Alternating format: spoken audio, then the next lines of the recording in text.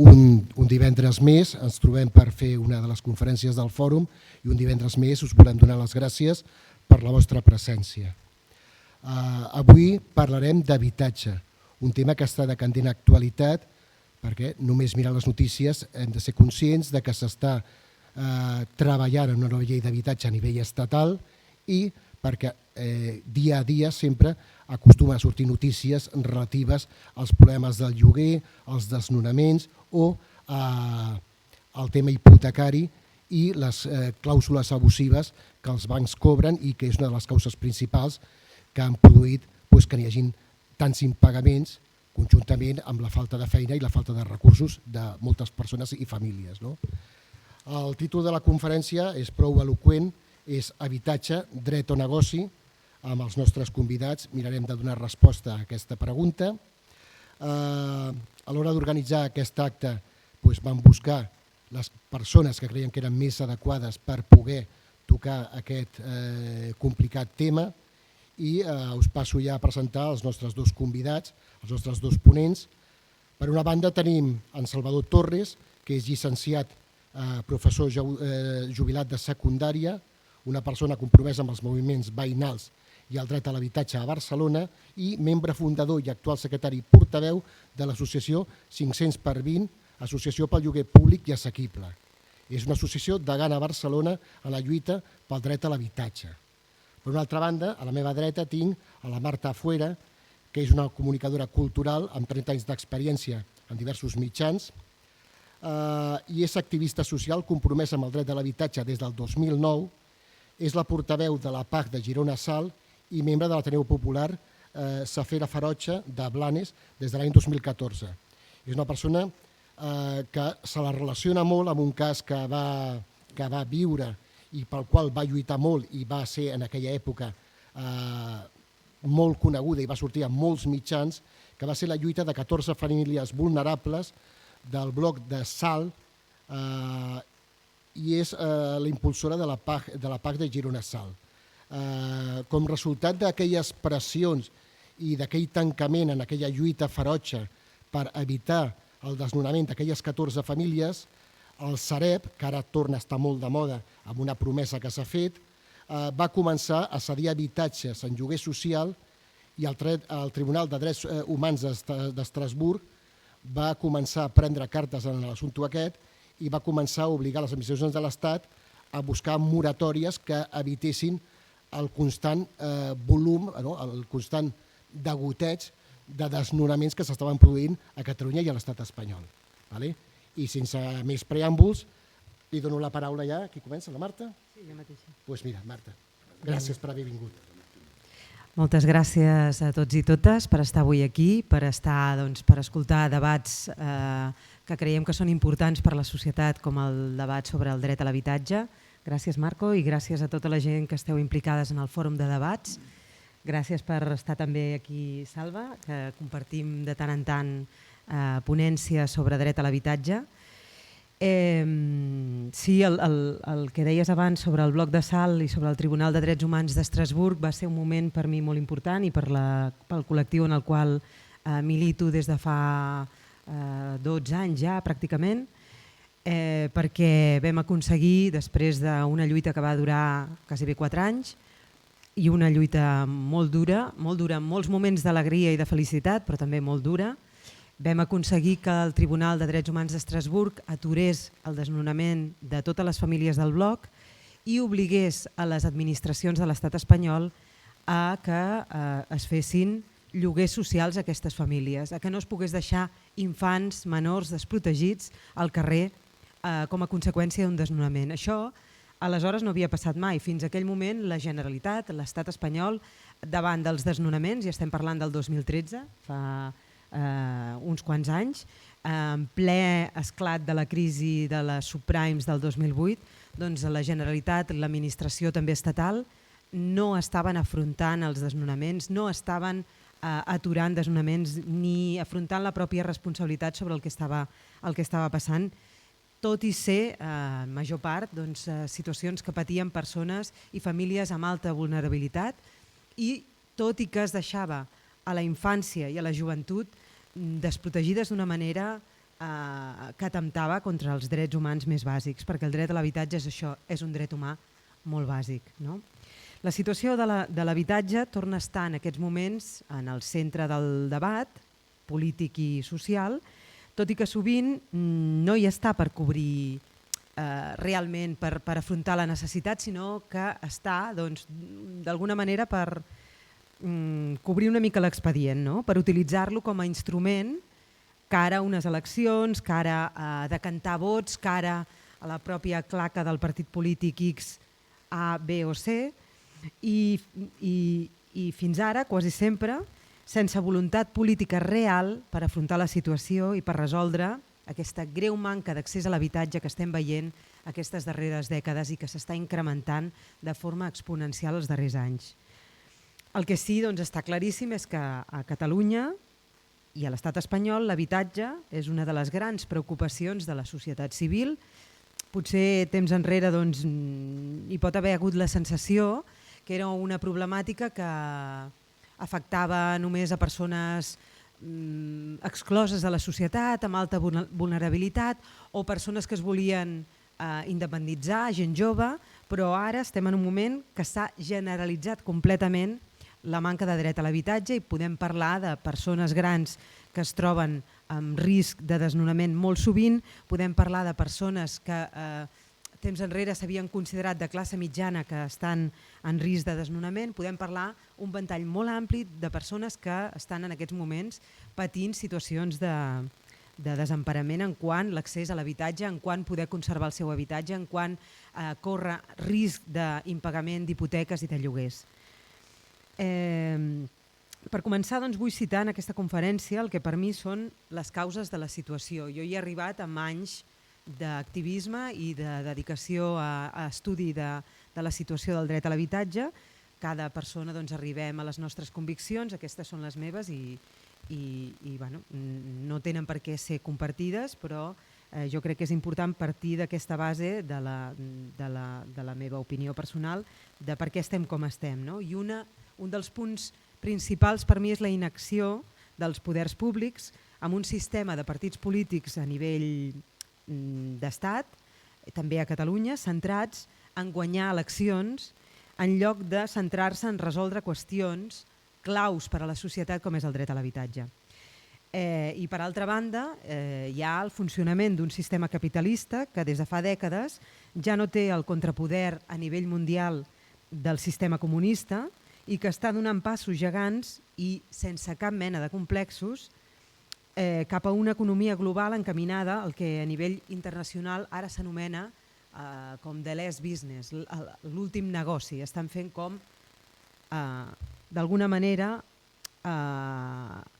estan com arrambant amb el que preveuen, el que els hi sembla que serà l'últim gran negoci abans que arribem en processos de col·lapse de major o menor intensitat per la manca de combustibles fòssils, per les conseqüències del canvi climàtic, perquè vivim en un sistema que promou el consum infinit en un planeta que, com a aquestes alçades, la majoria ja som conscients, té recursos finits. Dit això, ja ens en parlen des del món de la ciència i des del món de l'activisme mediambiental des de fa moltes dècades que estan advertint aquesta situació que cada vegada és més greu.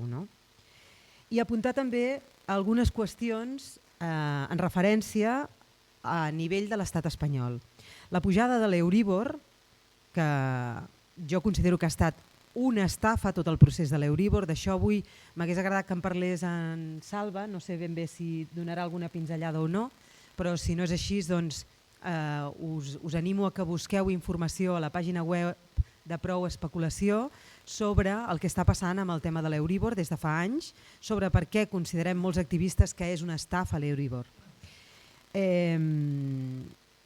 que és molt important que tots plegats entenguem què és l'Euríbor, com funciona i per què està sent una eina molt potent pel sistema capitalista que cal denunciar com a estafa i cal denunciar els responsables d'aquesta situació amb l'Euríbor, perquè a més ara estem en un moment on l'Euríbor també farà que moltíssima gent no pugui fer front a la hipoteca, entrin en impagament i comencem un altre cop amb una situació que ens alerta perquè ja l'hem viscuda i ens porta l'any 2008 amb la crisi de les subprimes dels Estats Units que ens va contagiar tantíssim aquí a l'estat espanyol.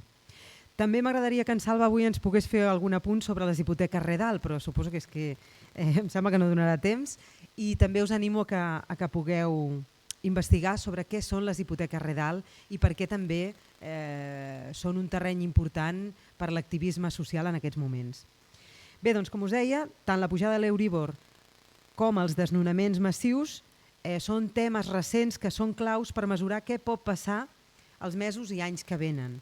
La bombolla del preu del lloguer és un altre dels components importants i l'especulació desaforada, que no té límits en aquests moments, amb tot allò que serveixi a la classe minoritària capitalista per acumular riquesa i poder. Podem parlar, doncs, s'especula en aquests moments amb tot, amb l'alimentació, amb la sanitat, amb l'educació, amb l'aigua i, evidentment, amb l'habitatge, amb tot. Segons el nostre termòmetre social, segons la nostra experiència en l'activisme i el que palpem, doncs, en contacte amb una part important de la societat que en aquests moments està patint ja problemàtiques greus per poder sostenir-se, per poder tenir una vida més o menys digna, doncs aquests temes que he citat són els que més preocupen en aquests moments.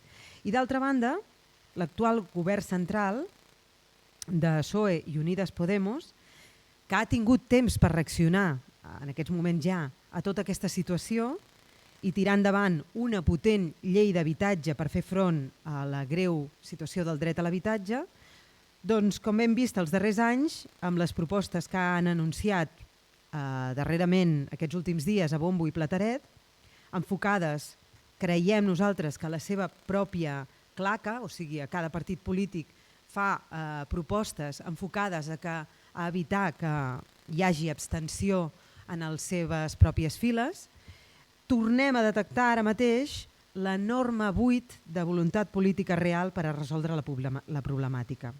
I un exemple l'hem vist aquests darrers dies amb Pedro Sánchez, que ha anunciat que destinarà a lloguers assequibles 50.000 habitatges de la Sareb. Bé, aquest va ser fa uns dies el gran titular, perquè anem a cops de titular, titulars que després es difuminen, es perden pel camí i ningú sap ben bé què ha passat, però que no s'acaben convertint en realitat. I de manera que la veritat és que ja no ens creiem a ningú. A cops de gran titular, doncs, quan investigues una mica, rasques una mica, veus que resulta que quan en Sánchez diu aquesta xifra maca i rodoneta de 50.000 habitatges, d'aquests 50.000 n'hi ha ara mateix, que ja se sap, 14.000 que ja estan plens de famílies, de persones que estan ocupats o que estan en lloguer i per tant que no s'afegeixen al mercat.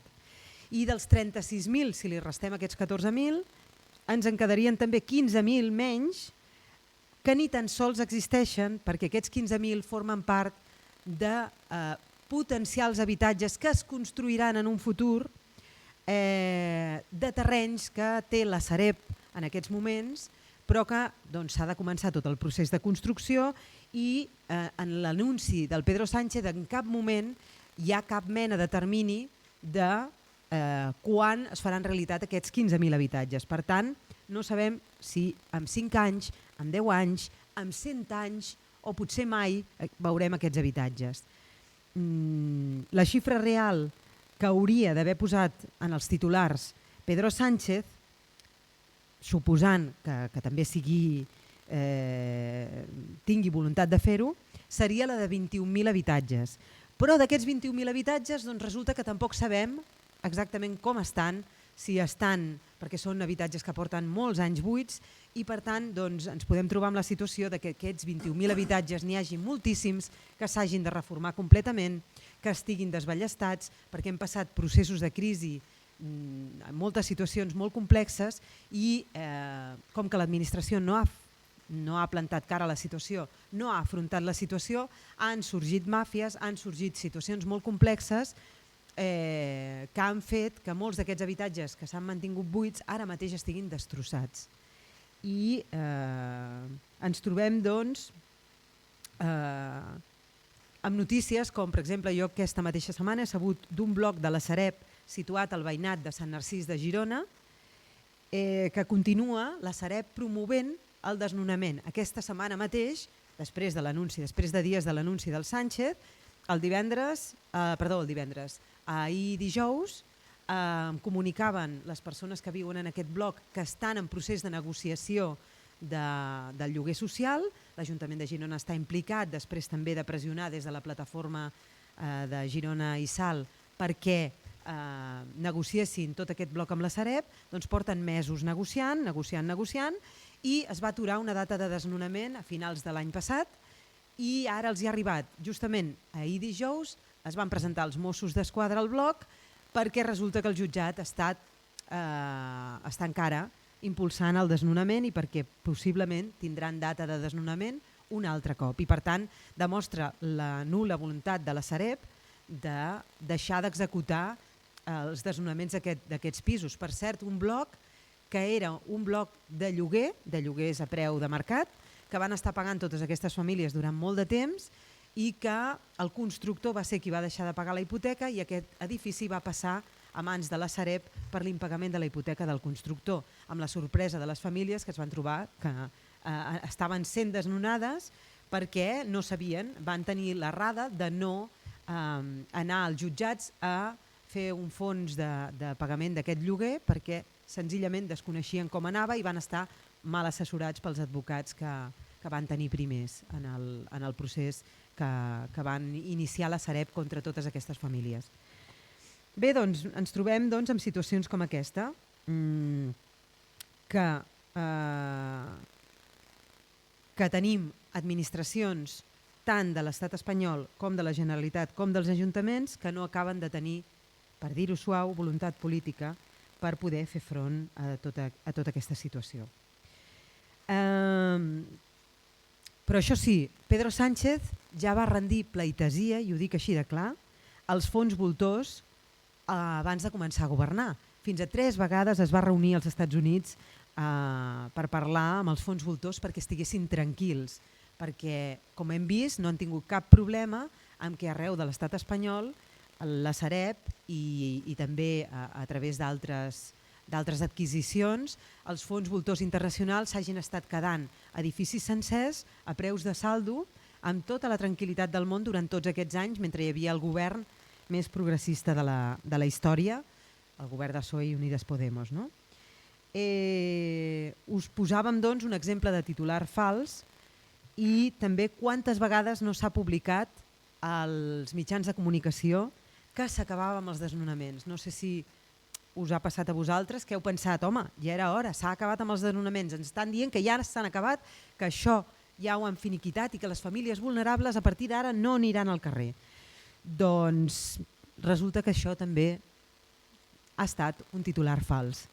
El 2022 es van produir 38.266 desnonaments a l'estat espanyol i aquests són desnonaments que són dades que recullen i que publiquen oficials al Consell General del Poder Judicial.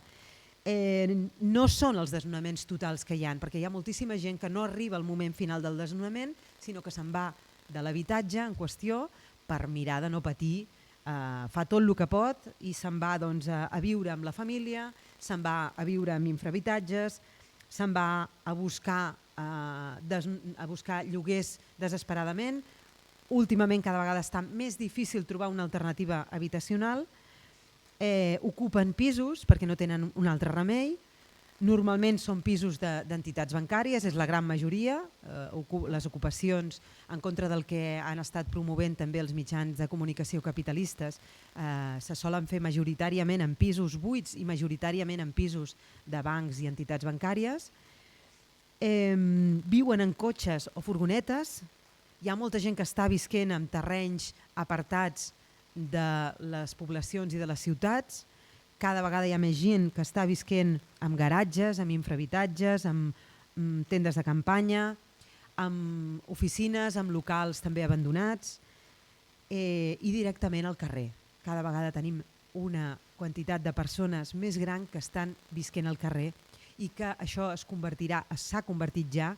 Aquest matí mateix feien una manifestació a les portes de l'Ajuntament de Girona un col·lectiu d'unes 160 persones, que no són tota la gent que està visquent al carrer Girona, sinó és un col·lectiu que s'ha organitzat per defensar-se i que durant l'hivern, durant uns mesos, han tingut un lloc per poder dormir, només per poder dormir a Girona, però amb l'arribada del bon temps l'Ajuntament de Girona considera que ja no fa falta que tinguin un lloc on dormir i els hi ha tancat el centre que tenien fins ara per poder descansar i han anat al carrer i ara estan dormint al carrer. Aquest matí mateix hi ha hagut aquesta concentració a Girona, a la qual donem tot el nostre suport i calor i afecte perquè tirin endavant, perquè és una lluita molt justa de que ningú es quedi al carrer visquent i és una problemàtica que ens afecta a tota la societat en conjunt. Bé, doncs,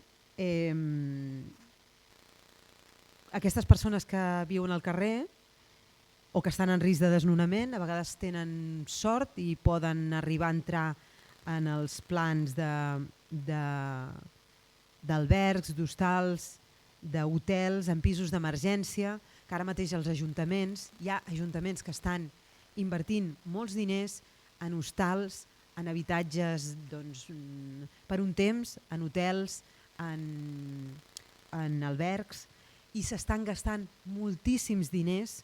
Som coneixedors de xifres d'ajuntaments de Girona, de Blanes, de diverses poblacions, de Lloret, de Salt, de municipis que s'estan gastant, no sabem aquí Vic exactament quina és la quantitat, seria una qüestió que aniria molt bé preguntar a l'Ajuntament, quina és la quantitat que s'està gastant mensualment en aquest concepte, en reallotjar famílies, perquè ara mateix l'obligació de reallotjament legal de famílies que pateixen desnonaments recau en l'administració. O sigui, ara mateix, tal com estan les lleis a Catalunya, és l'administració la que, en el sentit ampli, Ajuntament, Generalitat, Estat, qui ha d'oferir una alternativa habitacional per totes aquestes persones i famílies que pateixen un desnonament. No tenen obligació per la gent que ja està al carrer, lamentablement, perquè hauria de ser un primer objectiu de país aconseguir que no hi hagi gent dormint al carrer. Bé, doncs recapitulem. Us deia que el 2022 hem dit que hi van haver-hi 38.266 desnonaments a l'Estat. El 2021, en plena pandèmia de la Covid, ens vam trobar amb 41.259 desnonaments. Segons dades oficials, insisteixo, no són els desnonaments reals, n'hi ha moltíssims més que no estan comptabilitzats. I ara us demano molta atenció a un vídeo molt breu, molt intens però molt breu, d'uns segons de durada només, on surt en Pedro Sánchez en un míting el 2017. I abans hem dit que farem la broma, que en Salva ens posarà el vídeo i que jo li diré el vídeo. Y ese va a ser mi compromiso. No va a haber más desahucios en España cuando haya gobierno socialista. Ese va a ser mi compromiso, amigos y amigas.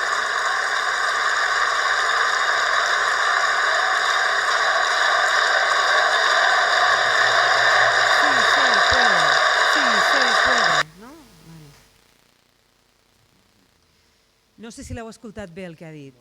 L'heu escoltat bé? Sí?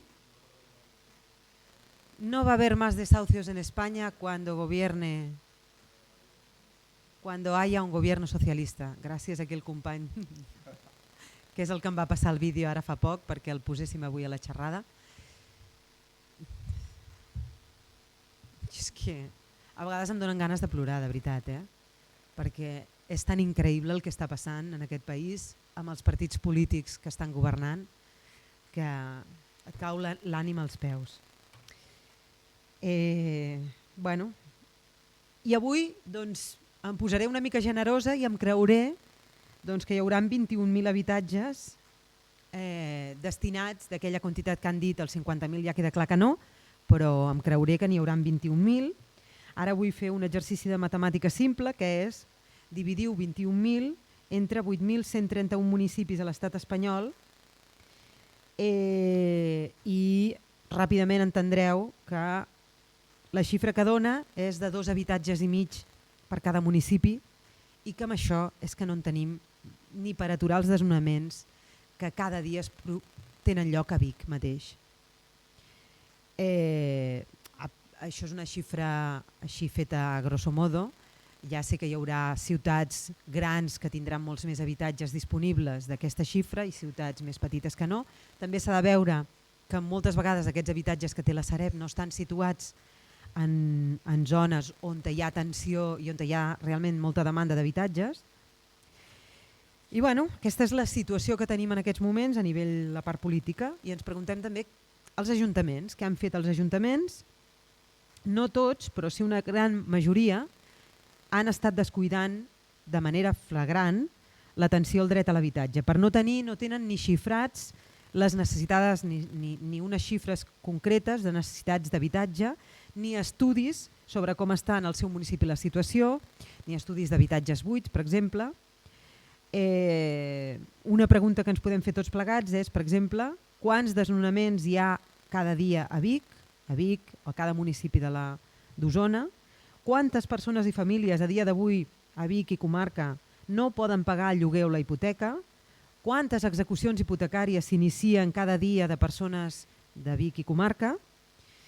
Les administracions tenen aquestes dades, però no les donen a conèixer de forma adequada perquè no els interessa. No he sentit cap ajuntament alçar la veu perquè el Consell General del Poder Judicial, que és qui evidentment té aquestes dades, les doni de forma que cada població pugui saber exactament què està passant en el seu terme municipal. Les dades es publiquen trimestralment i s'aglutinen de manera que surten amb un titular de tant en tant, però que la gent no té la percepció real del que està passant. No li toca directament al seu municipi o ciutat. I per tant, no escandalitzen a ningú. Són dades fredes que els municipis no poden contrastar. Jo, com a experiències municipals destacables, us vull parlar també breument de recentment en un municipi prop de Girona, petit, vam tenir també el desnonament d'un bloc sencer propietat de la Sareb, també de gent que estava pagant el lloguer i que es van trobar que les van estafar, que el propietari del bloc continuava cobrant els lloguers mentre aquest bloc anava a parar a mans de la Sareb amb un procés d'execució hipotecari per impagament de la hipoteca del constructor, i aquestes famílies es van trobar de sobte que tenien data de desnonament i que no sabien per on els hi queia tot plegat. Vam anar urgentment a l'Ajuntament i l'alcalde, després de reconèixer que no s'havia interessat pel que estava passant, va reaccionar ràpidament i ens va dir que estava disposat a fer el que calgués per aturar el desnonament. I ens va dir què podem fer. I jo li vaig dir anem a Madrid a parlar amb els senyors de la Sareb, anem a Can Sareb a veure si ens fan una mica de cas i a veure si hi ha mitjans, a veure si podem parlar amb els diferents partits polítics del Congrés i fem una mica de soroll i veuen que aquí hi ha un foc i que s'ha de pagar aquest foc i miren d'aturar el desnonament. Efectivament, vam anar a Madrid, ens van donar, perquè ara hi ha una situació des de fa un any diferent amb la Sareb. La Sareb és una entitat, una empresa público-privada que fins fa poc era de capital majoritàriament privat, tot i que hi havia una inversió molt gran de capital públic. De fet, ha sigut l'estratègia, el sistema, el mecanisme que tant el govern alemany com l'espanyol van triar per poder solucionar el pollastre enorme que s'havia muntat a la crisi del 2008 amb tot el problema dels impagaments de les hipoteques i la crisi financera que es va originar a causa de la mala praxis de les entitats bancàries i del sistema de deute mundial, de com funciona també el deute mundial, i de la creació de diner fictici constant que es fa a través de cada vegada que s'assigna una hipoteca. Bé, doncs vam anar a Madrid a parlar amb la Sareb i ens van atendre molt cordialment, perquè aquesta gent són molt simpàtics i molt amables, però es dediquen a fer fora la gent de casa seva, es dediquen a especular, es dediquen a vendre patrimoni que és de tots i de totes i a vendre'l a preus de saldo a fons voltors internacionals i es dediquen a anar contra l'interès del bé comú de la ciutadania d'aquest país. Com que quan hi ha un incendi miren d'apagar el foc, que no sigui cas que surti massa als mitjans de comunicació, i van aturar el desnonament, però encara, a data d'avui, això va passar també a finals de l'any passat, a data d'avui encara no tenim els lloguers d'aquests habitatges firmats, ni tan sols ni l'alcalde ni nosaltres, ni els afectats, les famílies afectades, han rebut un avenç de la situació i sospitem que també en qualsevol moment pot arribar una nova data de desnonament. Des de l'aprovació del decret Boyer de l'any 85 i les successives reformes de la llei d'arrendaments urbans dels governs del PP i del PSOE, els preus dels lloguers, d'això ens en parlarà també molt abastament i per tant no m'hi centraré, però els preus dels lloguers han pujat i estan pujant amb una escalada contínua. El negoci dels fons voltors està claríssim que és una altra amenaça perquè s'estan apoderant del territori, s'estan apoderant d'un bé bàsic com és l'habitatge. Uns fons voltors que han estat, com deia abans, comprant a preu de saldo edificis arreu del territori que, doncs, com us he dit, la majoria també, una bona part també són que han estat en mans de la Sareb, i ens plantegem com a PAS Girona Sal, ens plantegem que cal un debat molt seriós cap a on volem anar, cap a on què volem ser aquesta societat en realitat. Si volem tirar cap a l'individualisme, si volem anar cap a l'anomenada llibertat, entre cometes, de fer cadascú el que ens doni la gana, passi el que passi, tingui les conseqüències que tingui el que fem a nivell personal i a nivell social, i volem defensar en aquesta línia la sacrosanta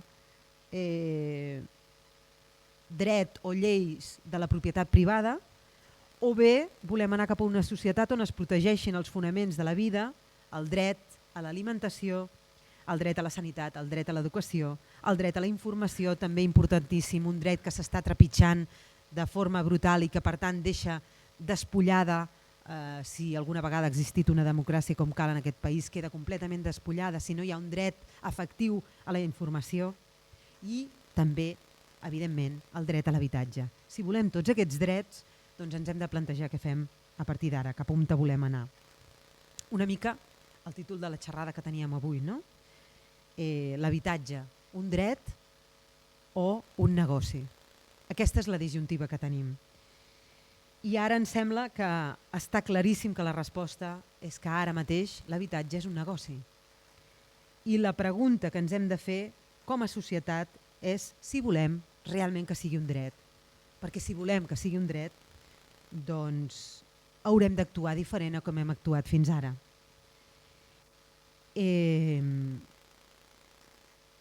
Quan una persona vol emancipar-se i no pot,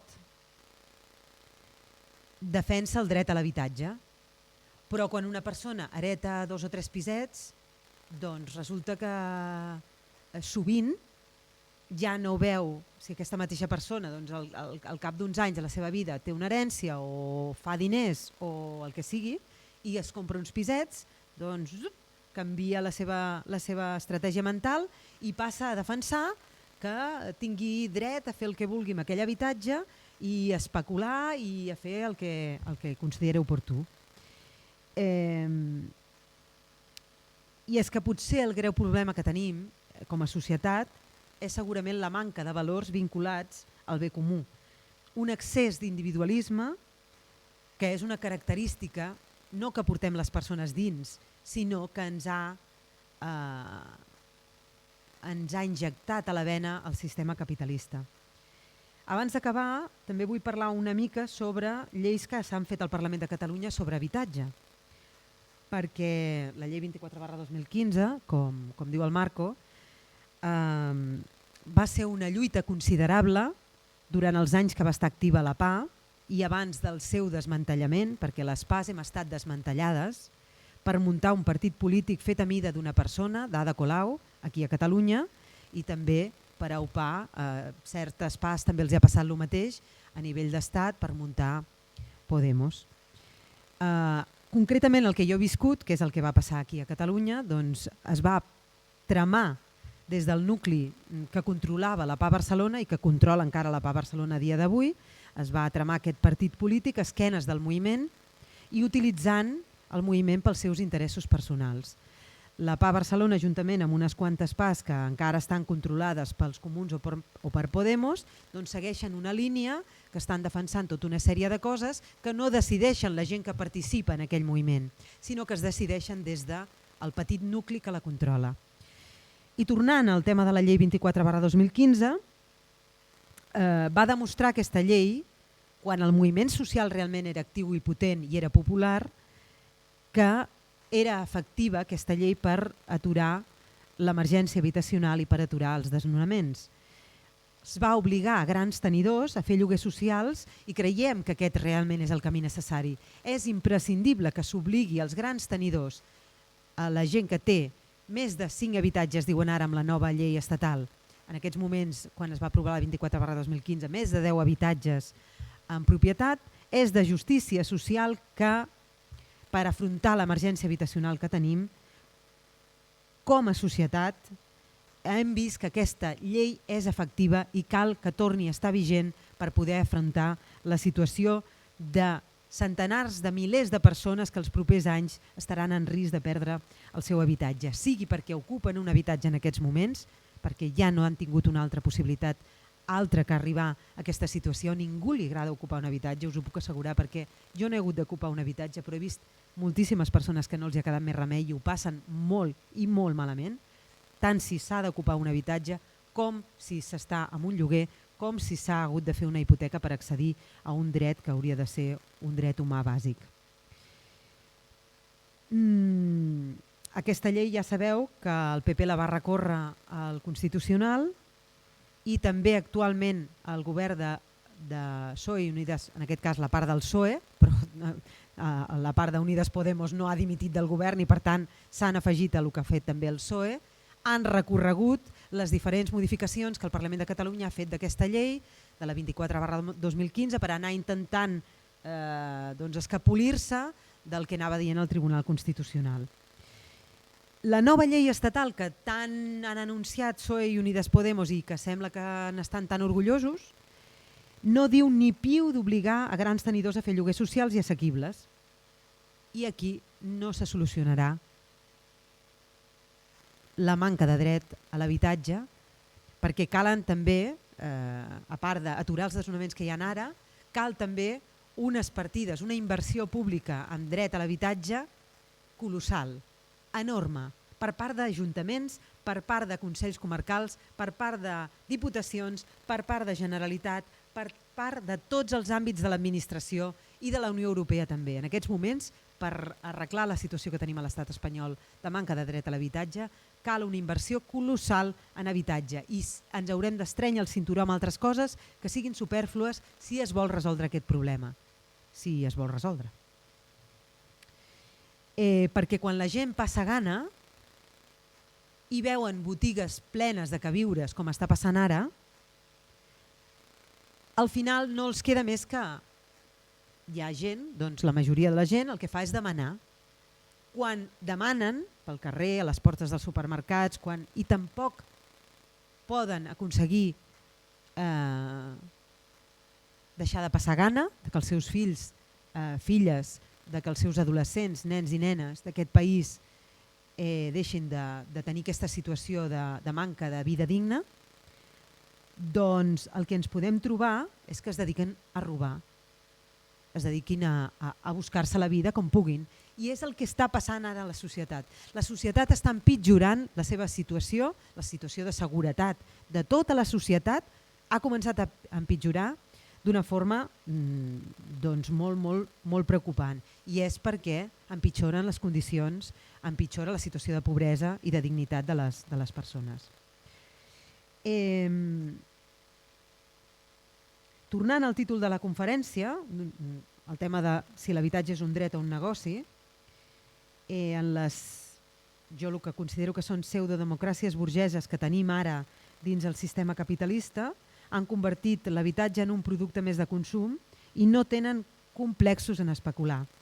Els textos de l'Estatut d'Autonomia, de la Constitució, dels drets humans internacionals, de l'ONU, ja sabeu que s'han convertit en paper mullat completament i no serveixen de res.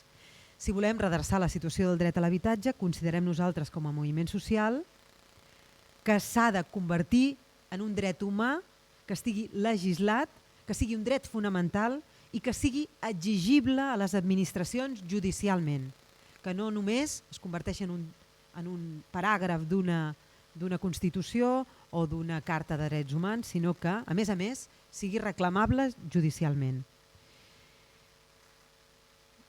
Ara, com us deia abans, disposem d'una part de la llei 24/2015 que obliga les administracions a no deixar al carrer a les persones i famílies vulnerables. A Catalunya tenim aquesta part, arreu de l'estat espanyol, al País Basc també tenen una llei similar, però arreu de l'estat espanyol, la resta de l'estat espanyol no la tenen.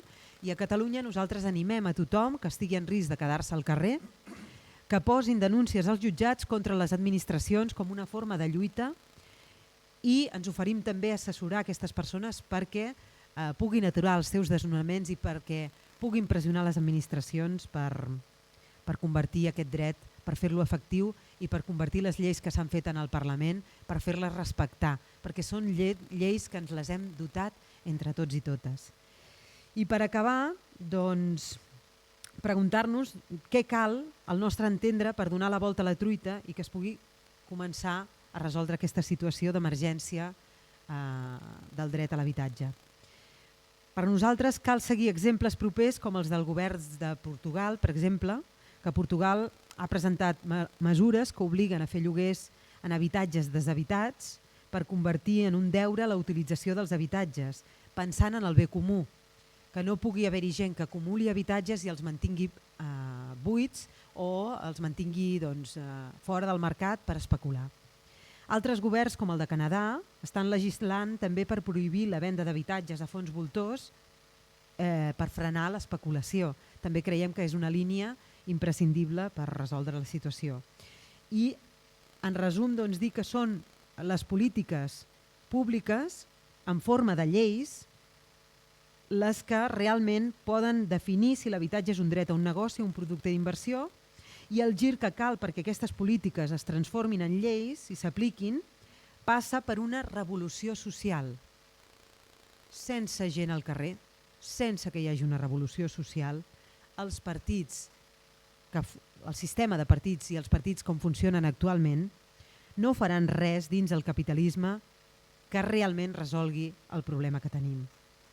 Celebrem els passos que s'han fet des del Parlament de Catalunya, passos escapçats per l'estat espanyol, decantant l'estat espanyol clarament cap al capitalisme i allunyat de preocupar-se de la classe treballadora.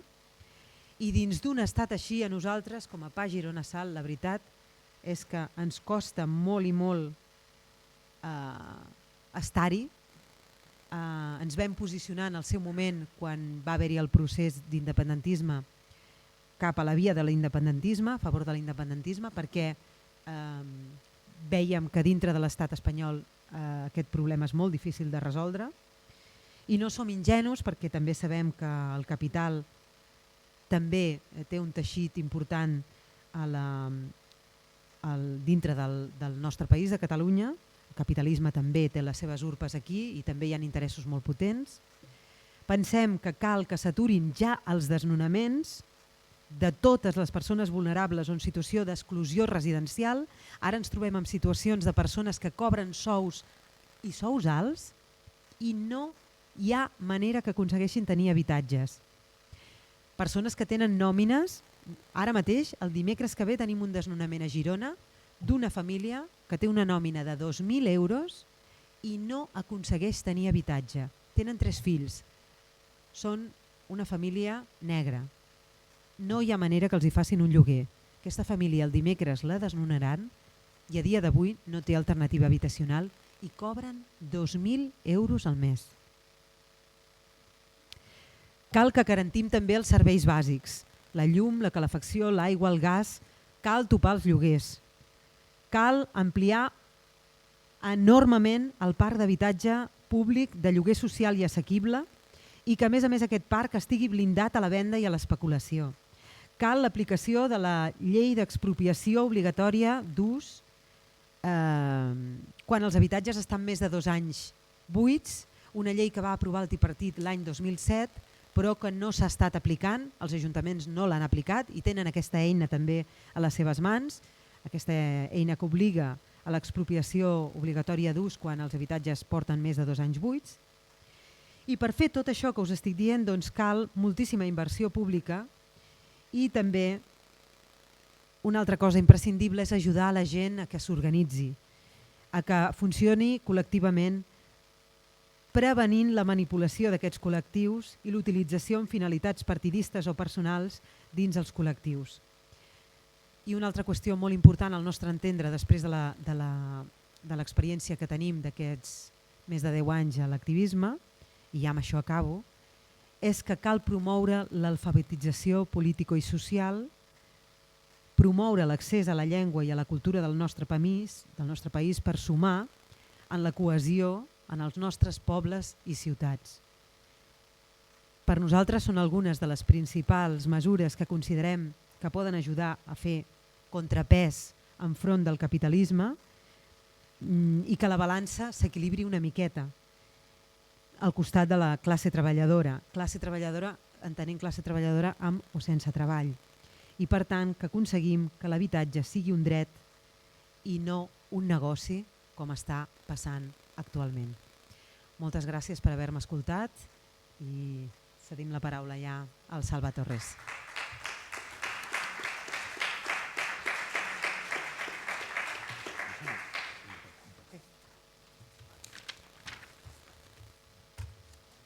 Hola, bona tarda. Se'm sent, no? Acosta't una mica més al micro. Va. Bueno, a veure, espero que no tenir gaires problemes tècnics aquí amb l'ordinador, perquè m'he portat algunes presentacions amb dades. Bueno, repeteixo, em dic Salvador, tothom em coneix Salva Torres. La nostra entitat va néixer el 2005 a Barcelona. Tenim 2 pàgines web. Tot el que vaig a dir ara ho podeu trobar en aquesta pàgina que ara us posarem aquí, que sortirà després també amb el que us vaig explicant.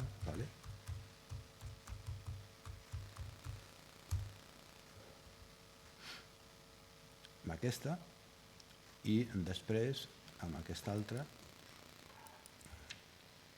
que és la, podríem dir, l'oficial. L'altra és generalista. La primera entrada és del gener del 2006. No existien les PAS. I aquesta és l'oficial nostra, que és un subdomini que es diu 500x20 pro especulació.org. No entraré a explicar què vol dir 500x20 perquè el temps és molt curt i m'agradaria entrar en matèria. Perdó. No vaig explicar què vol dir 500x20 perquè ja tocarà, perquè vull entrar en matèria. Llavors, m'he fet una petita preparació que ara us la passaré. M'agrada molt utilitzar dades, perquè sense dades, persones com jo, que no són conegudes, doncs el discurs que pot fer pot semblar altisonant i tret de la màniga. I per tant, les persones que no són molt conegudes ens toca dir coses que estan ben comprovades o com a mínim les dades ofereixen una certa veracitat amb el que tu vas a dir. Llavors, el primer que us volia passar, volia parlar de 3 coses, però com sempre el temps volia parlar primer del tema dels lloguers, profunditzar una mica què ha passat aquí a Espanya amb el tema dels lloguers, a nivell històric i també ara. 2, parlar del tema de l'Euríbor, que la Marta ha dit que parlés del tema de l'Euríbor. No sé si podré parlar de l'Euríbor, perquè ahir a la nit em vaig posar una estona preparant-me el tema del lloguer, que dona molt de sí. I per últim volia parlar també d'una altra cosa que jo crec que és molt important, que és el tema del frau fiscal entre els bancs espanyols i els fons voltors internacionals que els salten a la torera les lleis fiscals per poder guanyar molts diners. I entraré una mica el que està dient aquí, m'ha estat explicant la Marta. Però ja això suposo que no. Si em convideu una altra vegada, doncs ho farem. Llavors, a mi m'agrada la polèmica, m'agrada la polèmica educada, però m'agrada la polèmica per confrontar realitats i poder sobtar la gent amb les coses. I vaig a començar posant-vos un petit vídeo de YouTube d'un mitjà de comunicació que es diu Negocios TV, i que parla precisament del tema del lloguer. L'important és el que diu, que es veu malament. Són 3 minuts. Buenísimas tardes, ¿cómo está? Hola, ¿qué tal? Buenas tardes. Muy buenas tardes. Bueno, vamos a tener nueva ley de vivienda, alguno habla de los topes de los alquileres, de que esta es la preocupación, etcétera, etcétera. Y alguno hacía la broma, claro, lo que va a hacer el precio es subir antes de alquilarte. Es decir, en vez de alquilarte a 600 y irlo subiendo al año, como solo lo voy a poder subir un 3% el próximo año, pues te lo subo de antemano y ya está, una cosa menos. Exactamente cómo funciona esta ley de vivienda y qué cree que va a pasar, Emilio. A ver, claro, o sea, no solamente ese pequeño truco, ¿no?, que comentabas, sino que, claro, que obviamente también cabe la posibilidad de que se busquen mecanismos para esa adaptación o para esa, digamos, evitar, ¿no?, ese tope, como sea, pues cobrarle al inquilino a través de otros conceptos que no sean propiamente el alquiler, ¿no? Entonces, claro, al fin y al cabo nos estamos encontrando con que el Estado se está metiendo en la propiedad privada, ¿no? Y entonces, cuando el Estado es un Estado intervencionista, pues corre el riesgo de que efectivamente muchos de los inmuebles que están en el mercado, los propietarios los retiren, pues para venderlos o para dedicarlos a otras actividades o dejarlos congelados, por ejemplo, o efectivamente pues se busquen otros mecanismos que puedan evitar ese tope, ¿no? Con lo cual, al final, volvemos al problema, ¿no?, que no se soluciona todo lo que es la cuestión del mercado del alquiler. Hay que tener en cuenta que nuestra ley la primera ley de arrendamientos urbanos es tras la Guerra Civil, es una ley absolutamente protectora para el inquilino, para el arrendatario, y que, pese a que con diversas modificaciones se trató de amparar un poco al propietario, seguimos con el problema de que a día de hoy el propietario se encuentra absolutamente desprotegido, es decir, no hay una protección al propietario. Y esta ley puede representar efectivamente la puntilla, ¿no? Entonces, bueno, pues al final combinar la propiedad privada con el intervencionismo es muy complicado y lo que va a hacer es efectivamente que el mercado se resienta. Mi opinión es que finalmente lo que vamos a encontrar es que el mercado se contraiga, haya menos oferta y al existir menos oferta suba el precio y sube el precio pues de forma descontrolada. Dentro de toda esta ley, a ver, que me dice usted, es parte de un truco y hay cosas y se puede interpretar de aquella manera, de aquella no. ¿Usted lo ve un avance? ¿Perdón? ¿Lo ve como un avance? Para nada.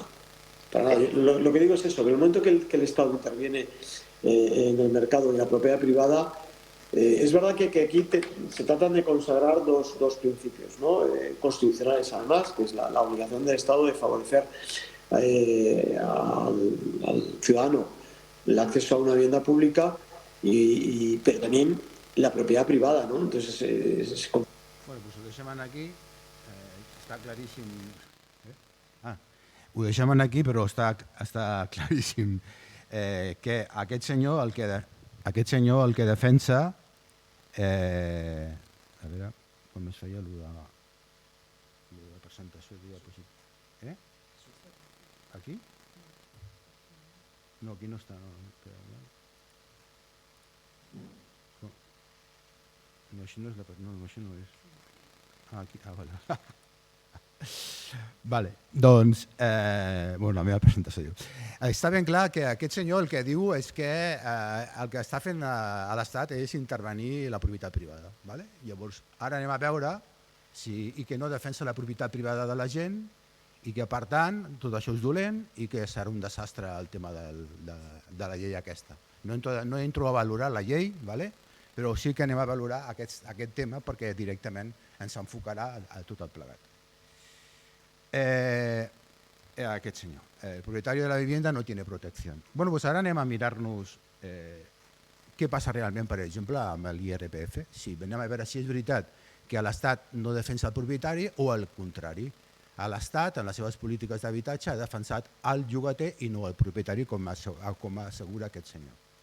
Llavors, nosaltres vam fer, i us la puc presentar si voleu, perquè si no passa que també m'allargaria moltíssim, vam fer una simulació amb el programa PADRE, ara no està el PADRE, de l'Agència Tributària, per veure com dues persones amb la mateixa quantitat de diners, això el teniu a internet, ho podeu trobar a internet, amb la mateixa quantitat de diners que cobren, què fa la llei tributària amb ells? I vam escollir a un iaio, perquè clar, és molt important, perquè hi ha els avis que complementen la pensió amb un lloguer. I hi ha un treballador. Llavors veieu aquí que el títol és «Cómo la patronal del alquiler arruïna a los hogares y a la hacienda pública». I el resultat final d'això és que un inquilino paga hasta un... En castellà ho sento, però està en castellà. Hasta un 600 más de IRPF que su casero.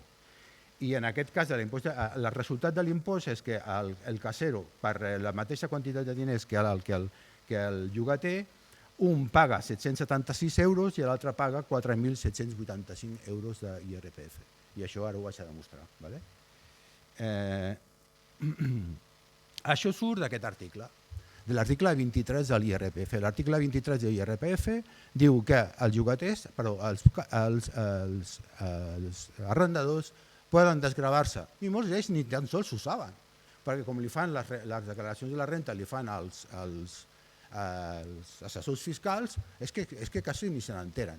Llavors, l'article 23 de l'IRPF, que dura des de fa 30 anys, diu que, primera, es poden desgravar tots els gastos deduïbles, tots els gastos deduïbles es poden desgravar.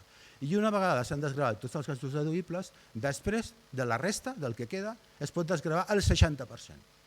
Per tant, només pagaran, després de deduir-se les despeses i després de deduir-se el 60%, un 40% per poder pagar. I aquest és el resultat que dona el fet aquest de que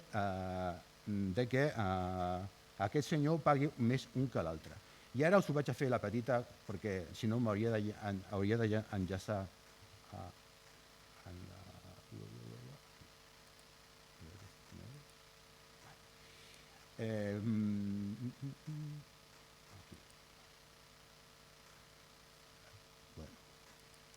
un moment, perquè si no...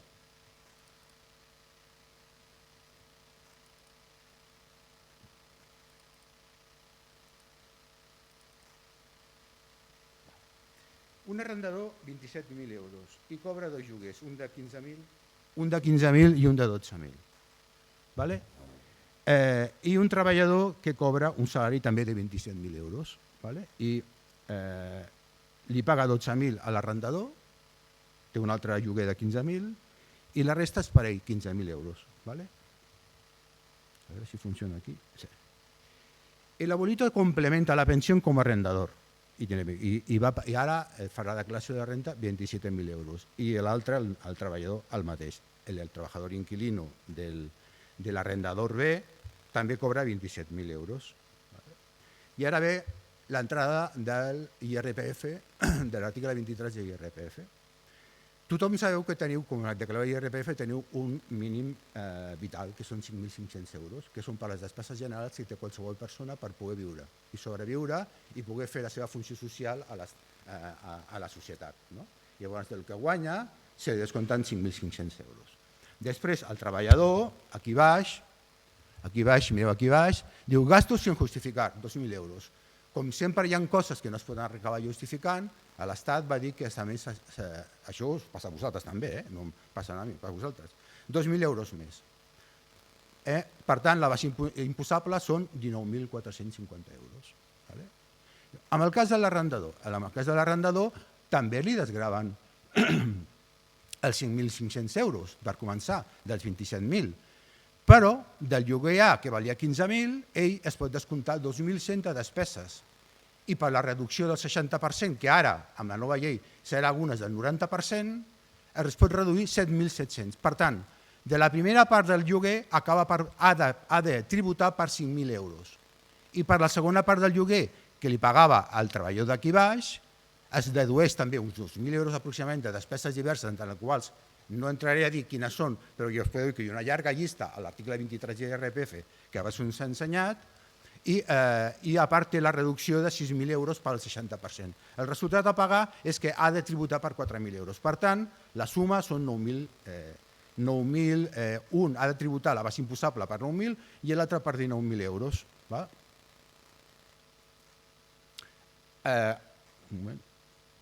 El resultat final d'això és que el casero, l'arrendador, paga 776 euros i l'altre paga 4.785 euros d'IRPF. Aquesta, per tant, ens trobem per primera vegada en què si fem el tant per cent, ens dona que un paga el 100 i l'altre seria el 600%. I això és el resultat de l'IRPF, de l'article 23, que ningú en parla d'ell, però que està aquí fent té un pes tributari brutal, com veureu més endavant. No només això, també hi ha la picaresca dels gastos deduïbles. Per exemple,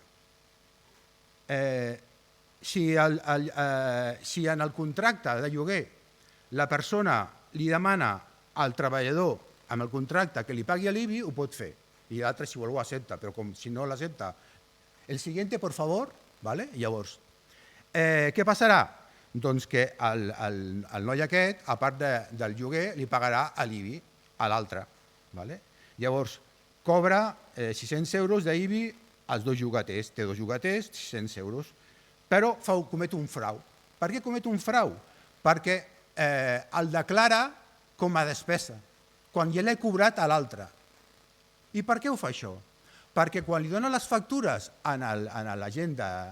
No tothom ho fa, però quan li dona les factures a l'agent fiscal seu, li dona les factures i l'altre suposarà que l'IBI l'ha pagat ell i per tant se'l descompta. També es poden descomptar l'amortització de l'edifici, etc.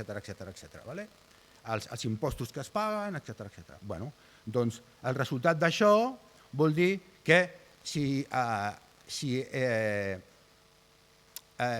no fes frau, hauria de pagar per 9.400, que deia abans.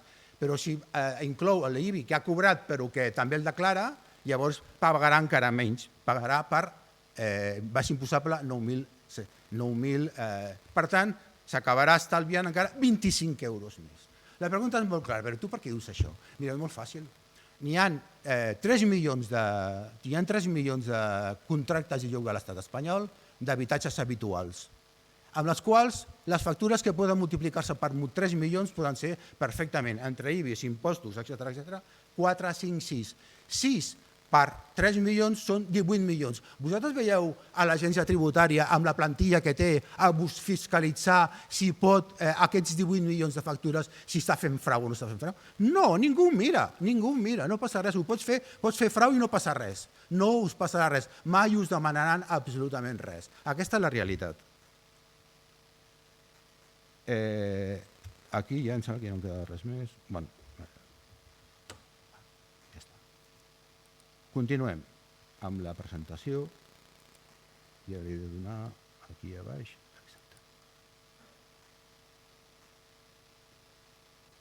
No, aquí no l'he donat bé, no? Aquí. Vale. Jo no sé si ho veieu gaire bé, però això està tret de les bases de... M'agrada treballar amb les bases, amb les dades que dona l'agència tributària. L'agència tributària porta un endarreriment d'uns 3 anys respecte de les dades. O sigui, aquestes són del 19, les que hi ha ara són del 2020, però això ho teniu a la pàgina web, ho podeu trobar. Llavors, en aquestes, aquí hi ha, per percentils, estan les dades de les declaracions que fan l'any 2019 i podeu veure aquí a baix, no sé si ho veieu prou bé, que es van fer 2.765.000 declaracions de renda. I aquí estan els percentils dels trams de rendiment. Espero que ho entengueu, jo intentaré ser una mica explicatiu. Per exemple, quan una persona del tram de rendiments finals, que és per el que ha de tributar, el que surt negatiu a 0, que està dalt de tot, entre 0 i 1.500 euros, entre 1 a 6.000 euros, de 6 a 12.000 euros, veieu que n'hi ha de 30 a 60.000 euros, però llavors ara anem al altre costat. Informació sobre la partida 102, que és la partida que té a veure amb l'article 23 de l'IRPF. Aquest article que està des de començaments de segle, d'aquest segle. Llavors, perquè abans aquest article no existia, l'article de reduccions aquestes, tant per despeses com per 60%, per una raó molt senzilla, perquè el frau el frau fiscal a Espanya, i demostrat per els sindicats d'inspectors d'Hisenda, entre els arrendadors superava el 60%. I com la meva part no tributava, no passava res. No hi feien falta. Després es van començar, a mesura que vam entrar a la Unió Europea, es van començar a posar més forts amb el tema tributari i la cosa va començar a enrotllar i va ser quan entrar, a canvi de no fer frau, li van donar les avantatges aquestes que us estic explicant ara. Llavors, si mireu això, us doneu compte en aquesta banda d'aquí, primer, aquí diu, percentils con mayor número de liquidaciones y alquileres y mayor cuantía declarada. El percentil de major declaració i en quantitat i en qualitat són dels que han de declarar i pagar per entre 30 i 60.000 euros. Per tant, la classe propietària, los caseros de l'IRPF, persones físiques, no estem parlant de persones jurídiques, no estem parlant de fons voltors ni empreses que es dediquen a lloguer, etc. Els que més declaren, que són, és que no ho veig, és que des d'aquí no ho veig, aquí està molt petit, declaren en total 774.000 declaracions de contractes de lloguer. N'hi ha 3 milions, aquests són 774.000. I declaren, si ho veieu, per un import de 7.000... No ho veig bé, no soc de 7.000 milions, no, perquè està enfosquit i llavors no es veu bé. De 7.086 milions d'euros. Actualment, per exemple, el 2020 es van declarar per contractes de lloguer, no van declarar-se 3 milions, es van declarar 1.900.000 i es declaraven entorn de 22.000 milions d'euros de despesa, de cobraments que es feien d'IRPF, perquè us feu una mica idea, però ho tractarem una mica més. Però què vol dir això? Vol dir que en els percentils de les rendes dels caseros, dels arrendadors, els que cobreixen el gruix, que cobren més, amb més quantitat i amb més percentatge de diners, són els que tenen rentes mitjanes. Entre 12.000 i 60.000 euros. Què vol dir això? Això vol dir que no són empreses jurídiques, no són grans propietaris. Pot ser que tinguin 10 pisos, pot ser que tinguin 20, però són persones físiques. Són persones físiques que fan declaracions. A Espanya, la majoria per molt que la premsa pugui dir el contrari, etc., i fins i tot determinades organitzacions, sindicats de llogateres, a Espanya el que domina és el propietari físic, no el propietari jurídic, com a la resta d'altres països. Per nosaltres, amb el que ens enfrontem, que li diem així, la patronal de l'alquiler. ¿Quién es la patronal de l'alquiler en Espanya? No són els grans fons voltors, no senyor, són aquesta gent. Hi ha un pacte d'estat no escrit entorn de la figura del rentista. No escrit. I us explicaré per què. Per tots els avantatges que han tingut al llarg de 50 anys, des de l'any 59, que sortirà. I qui són aquesta gent?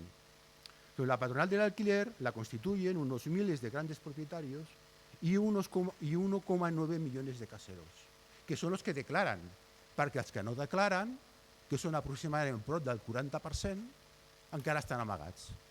Perquè us dic que sortirà que l'any 2020 van declarar 1,9 milions de declaracions de lloguers. En canvi, a Espanya n'hi ha 3,2 milions segons l'INE, 3,2 milions de llars que viuen en lloguer. Per tant, entre 1,9 a 3,2 hi ha 1,3 milions que no s'han declarat. I així és clar. Qui és aquesta gent? Una classe propietària consolidada con las herencias, i aquí podem estar molts de nosaltres que estem aquí, però no és una crítica, senzillament és una realitat. Una clase propietaria consolidada con las herencias en torno a 3 millones de hogares, que son los 3 millones de caseros. Como hay 3 millones de hogares en alquiler, habrán 3 millones o un poquito menos 2 millones de caseros, ¿no? Que se distribuye en las rentas altas, medias y medias bajas, entre los diputados, los magistrados, los militares, la Iglesia Católica, que és la que té el major percentatge de béns immobles a tot l'Estat. És el gran casero d'Espanya. Entre les capes mitges i altes de funcionaris, entre els directius bancaris i tota l'estructura d'agents de la propietat, notaris, registradors, entre les famílies de la classe treballadora que van acumular en les herències un patrimoni immobiliari que per si sol els permet viure holgadament amb 10 o més habitatges llogades i una pléyade de pequeños propietarios arrendadores que son la mayoría de caseros españoles. El Congreso de los Diputados de la Carrera de San Jerónimo está preñado de caseros beneficiados por las viviendas de protección oficial, como también sectores de las clases trabajadoras que se convierten en propietarios gracias a las múltiples ayudas públicas habilitadas durante décadas. Aquesta és la patronal del lloguer, aquesta és la patronal que tenim en aquest estat. Elusió fiscal al lloguer. Gesta diu que està en torn al 40%. Com s'ha dit fa un moment, el frau, el 2020, és que hi havia 3,2 milions de lloguers de llars amb lloguer i només es van declarar 1,9 milions de declaracions a l'impost de IRPF del 2020. L'elusió fiscal a l'any 2020, elusió fiscal què és? No és frau fiscal, elusió fiscal. El frau fiscal, he parlat del frau fiscal. Hi ha a prop del 40%, ho diu Gesta, el sindicat d'inspectors d'Hisenda. 40%, tant amb habitatges habitual com de locals, perquè està tot inclòs, no està separat. Una altra cosa que ha dit també abans la Marta és que és molt difícil tenir dades veritables, sectes, costa moltíssim com és possible que el Titanic immobiliari espanyol no hi hagin dades certes, verificades per l'Estat per poder treballar sobre el que realment està passant amb un dels motors de l'economia espanyola. Llavors, l'elusió fiscal què és? L'elusió fiscal és que tu pots no pagar gràcies a que hi ha una sèrie de lleis que et permeten estalviar-t'ho. Qui són els grans elusors fiscals a l'estat espanyol? Els bancs. Els bancs són els que menys paguen impostos de tota la gent, d'empreses, són els que menys paguen impostos. No entraré a discutir. Perquè us feu una idea, perquè clar, moltes vegades quan parlem de xifres se'ns vola. L'elusió fiscal què vol dir? Que a Espanya el 2020, 13.413 milions és la suma de totes les despeses que es van descomptar tots els propietaris físics que van declarar, els que no van declarar no, aquests no estan comptats encara aquí, els que van declarar les despeses que van declarar més el descompte del 60% per IRPF. Això és l'elusió fiscal. 13.413 milions d'euros al 2020. Perquè us feu una idea i una aproximació. El pressupost de sanitat del 2022 van ser 2.800 milions, perquè us feu una idea de a on estem. Això està fet per nosaltres, ja sé que es veu molt petit, però la idea clàssica és que aquí, aquestes dades estan tretes del Ministeri d'Economia, del Ministeri d'Hisenda i de l'Agència Tributària. I aquí, com veieu a dalt de tot, componentes de los rendimientos del capital inmobiliario, artículo 23.2 de la Llei 35/2016 de IRPF. Avui no entraré a parlar de la llei de l'impost de societats perquè no us donarà temps. Llavors mireu, la tenim controlada des de l'any 2004 fins al 2019. El 2020 encara no han sortit dades. Aquí està el nombre de declaracions fetes. Mireu, l'any 2019 es van fer 2.765 declaracions. Perdó, 2.765.000 declaracions que abans, quan hem parlat dels percentils, a baix de tot sortia la mateixa xifra. Llavors, la segona cosa important que ha a veure és aquesta d'aquí, que és la mitjana del declarat. La mitjana del declarat són 8.000 a l'any 2019, la mitjana que es declara són 8.313 euros. Dades efectives que podríem dir que són creïbles. Només n'hi ha dos. Una, les fiances que es dipositen a les agències d'habitatge de les comunitats espanyoles, de les comunitats autònomes espanyoles. Dos, les que diuen que declaren a l'IRPF davant de l'agència tributària i es despullen els arrendadors davant d'ella quan fan les declaracions de la renta. Quines són les fiables? No ho sé. Aquestes són fiables. Després surten un munt de notícies dels mitjans del Fotocasa, que també en diuen moltes coses, que la que ha subido mucho, tal. Aquí diu, a l'any 2019, la mitjana declarada eren 8.300 euros, anualitzada, dividiu per 12 i sortirà el lloguer. Clar, és tot Espanya. És veritat que no és el mateix una ciutat com Vic o la de Barcelona que un poble més petit. Evidentment, això són mitges, no? Però us volia fer que us fixéssiu d'una cosa. El groc d'aquesta columna d'aquí, que són la mitja declarada, el percentatge més elevat va ser a l'any 2008. No és ara. A l'agència tributària no ha sortit la bombolla d'ara amb les declaracions de la renta. Perdoneu, la bombolla va ser a l'any 2008. Van sortir 9.173 euros. I es comproven, que no sé si em donarà temps després de mirar-ho, amb la llista de les fiances declarades a la ciutat de Barcelona, que també el 2008 van ser les més elevades de tota la sèrie històrica. Per tant, hi ha hagut dues bombolles de lloguer aquí a Espanya. La primera, la del 2007, conjuntament amb la bombolla hipotecària. Per què? Per una raó senzilla.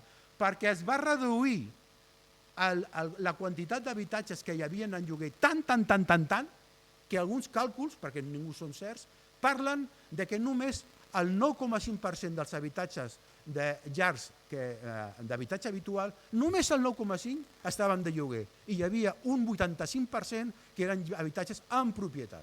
Que això és l'important en aquest país. Per tant, va ser per una reducció del mercat, de l'oferta, no va ser per un gran increment. I després comença a baixar, si ho mireu les xifres, comença a baixar. L'altra cosa important, fixeu-vos, gastos deducibles, artículo 23.1 de l'IRPF. Gastos deducibles. Los gastos deducibles des de l'any 2004 fins al 2019 no paren de pujar. El més elevat és el del 2019, declarant 8.400 milions d'euros de gastos deduïbles, amb un augment del 10%. No sé si serà veritat, no sé. Però, clar, tenen un problema. Com ningú vol que hi hagi funcionaris perquè els funcionaris no serveixen per res, clar, necessitaríem un exèrcit de funcionaris per mirar-se els 3 milions de contractes si han posat l'IBI o no l'han posat. I se'ls descompten si han cobrat el llogater i a sobre se'l descompten. És impossible de saber-ho. És impossible de saber-ho. No hi haurà manera, no és possible. Llavors, l'altra cosa important, el 60%. Una vegada s'han descomptat dels 22.990 milions que es declaren, 22.990 milions d'euros que es declaren de lloguers que es cobren a l'estat espanyol, a una mitja de 8.000, els gastos deduïbles 8.400, que llavors venen les declaracions d'habitatge i es declaren en total un total de 4, o sigui, el 60% aquí que es desgraven resulta un total de 4.900 milions d'euros que deixen de pagar impostos. Us en recordeu de quan era el pressupost del Ministeri de Sanitat, que era l'any 2022 2.800 milions? Doncs aquí estem parlant de 4.000, quasi 5.000 milions d'euros, pel qual no es paguen impostos. De declaracions, 1.916.000 declaracions. Però no hi havia 3,2 milions de llars, segons diu l'INE, a l'any 2000? Doncs hi ha uns quants que no diuen res. Boca cerrada. I el resultat final són aquests 13.416 milions d'il·lusió fiscal. Perquè us feu una idea, això molt curtet, a Espanya, és que no ho veig. Això són els impostos delegats de tota l'interès de l'agència tributària. Allò al final de tot, el 2021, veieu que l'impost de la renta i IRPF es declaren 94.000 milions d'euros. L'impost de societat, 24.000 milions d'euros. Veieu, però us donem compte que d'aquests 94.000 milions d'euros, una part surten d'això que declaren aquesta gent. També us feu una petita idea de que les empreses no declaren. L'impost de societats no ha parat de baixar la seva recaptació al llarg de tota la sèrie històrica. És una autèntica vergonya. En canvi, la IRPF no para d'augmentar conjuntament amb l'IVA. Això és un article que vam treure, el vodevil de la Ley de Vivienda, que em sembla que aquí ho tinc enllaçat.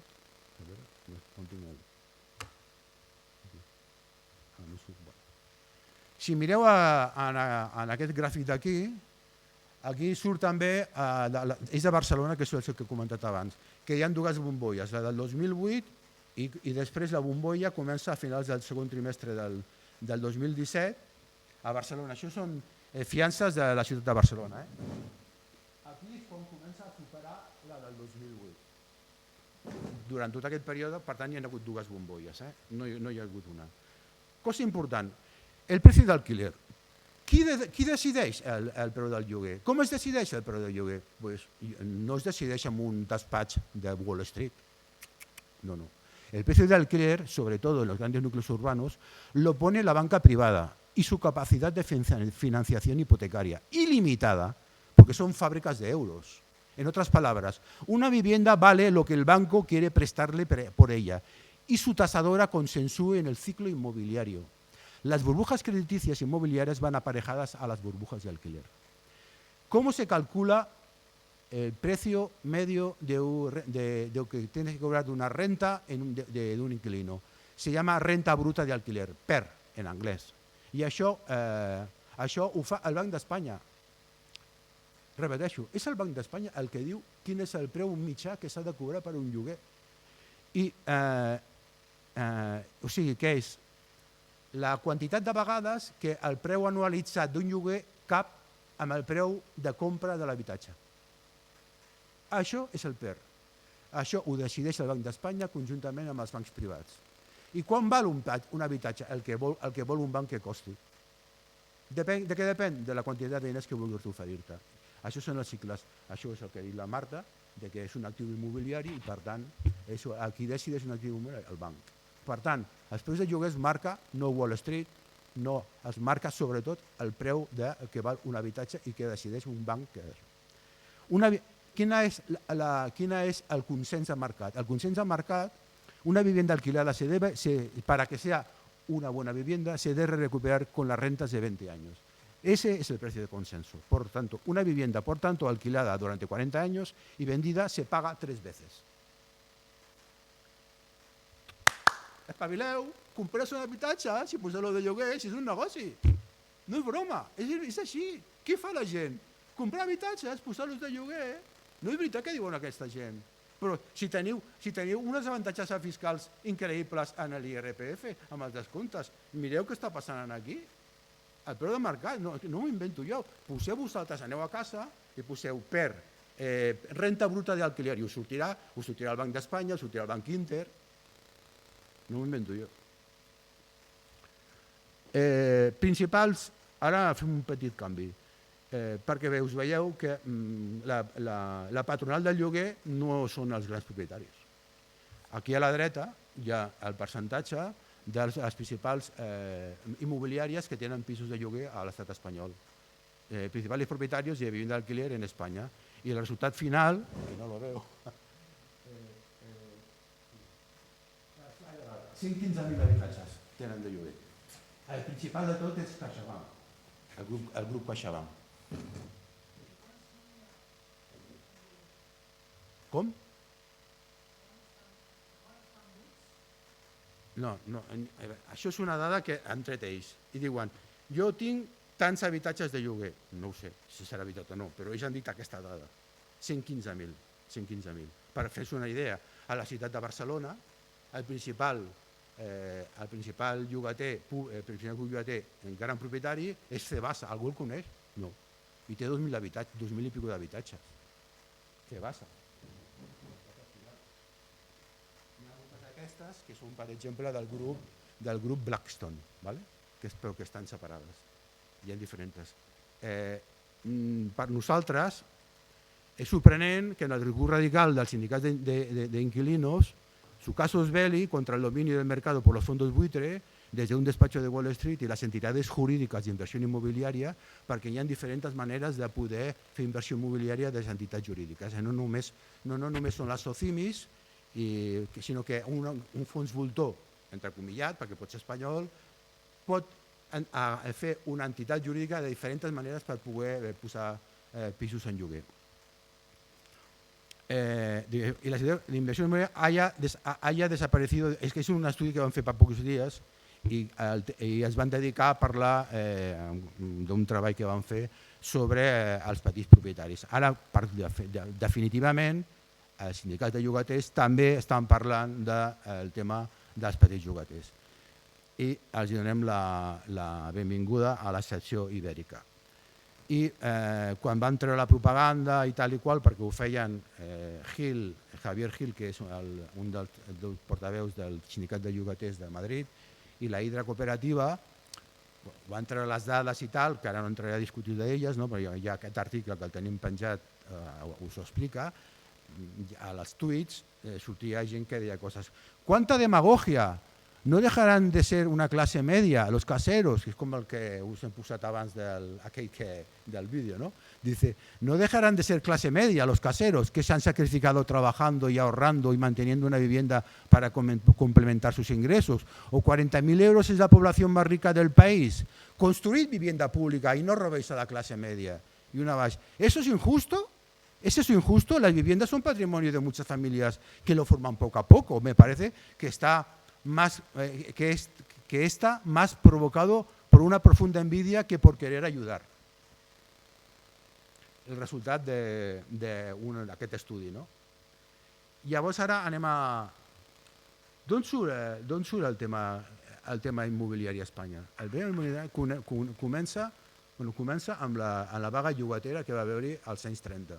Va ser molt dura. No ha sortit, però va ser molt dura. Allò li va donar lliçó als triomfadors del cop d'estat i una d'elles va ser aquesta, que l'any 59, amb el primer congrés dels agents de la propietat immobiliària, el dia 2 de maig del any 59, el primer ministre de Vivienda del gobierno de España, José Luis de Arrese, va dir: no queremos una España de proletarios, sino de propietarios. Aspiramos a que la vivienda sea del que la vive y que de la renta limitada, alquiler, pasemos al ideal de la venta limitada, VPO. Aquí neix tot. Aquí nace el Titanic inmobiliario español. Perquè, claro, hi ha una altra cosa més. Si tu vols comprar-te un pis, has de passar pel banc i fer una hipoteca. O no? I qui penseu que va finançar el cop d'estat del 36? Sinó la banca, una part de la banca, evidentment més gent, però una part de la banca.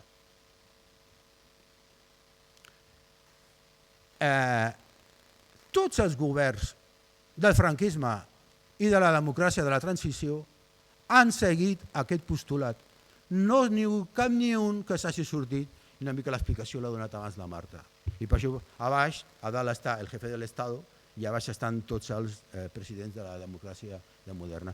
Tots han seguit davant. El 70%, això no ho dic jo, ho diu, ara no sortirà un catedràtic, el 70% de la acumulación de riqueza en España desde el año 50, ¿qué pasa? Vale. Está vinculada al sector inmobiliario. Ni industria, ni investigación, ni vivienda social, patrimonio, sociedad de los propietarios. Aquest és el nucli central, val, d'una part important de l'economia espanyola, que també està molt lligat al tema del turisme. És que tot això ho estic explicant per una raó molt senzilla, per dir que és mentida que els propietaris estiguin desatesos per l'estat espanyol. Al contrari, han estat tremendament beneficiats en contra de les classes populars més baixes que entregaven diners contínuament a través dels lloguers per complementar la riquesa de les classes de més amunt. Aquesta és la realitat. I de la renda del treball. Això ja no entro.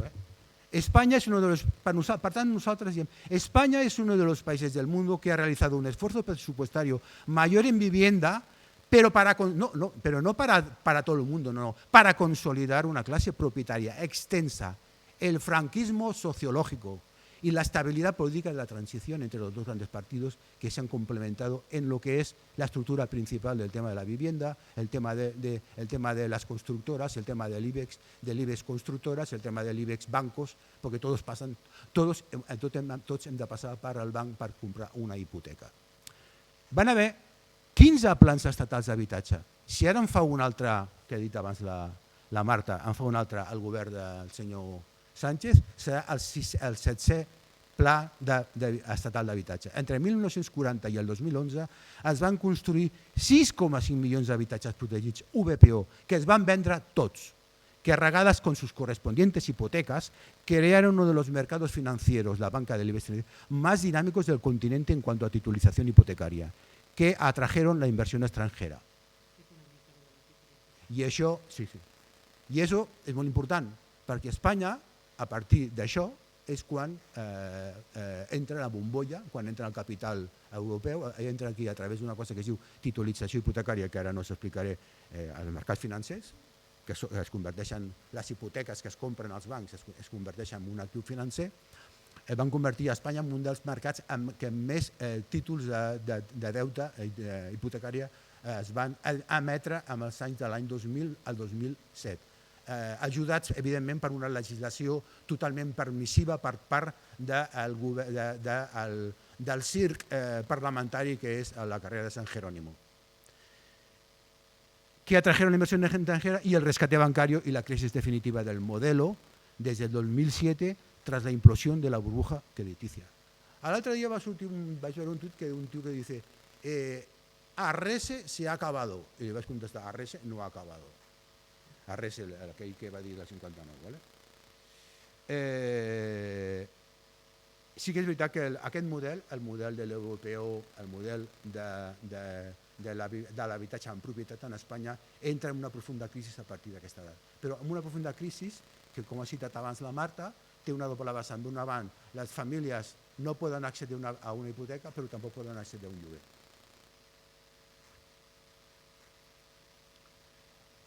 La societat dels propietaris. És que no és només solament IRPF. Quina hora és ja? És que no només és IRPF. És que he dit abans, la comparació, a l'article 23, és que després estan els plans, és que no puc explicar-ho, però els plans d'habitatge, els 15 plans estatals d'habitatge, van mobilitzar una quantitat de diners ingent.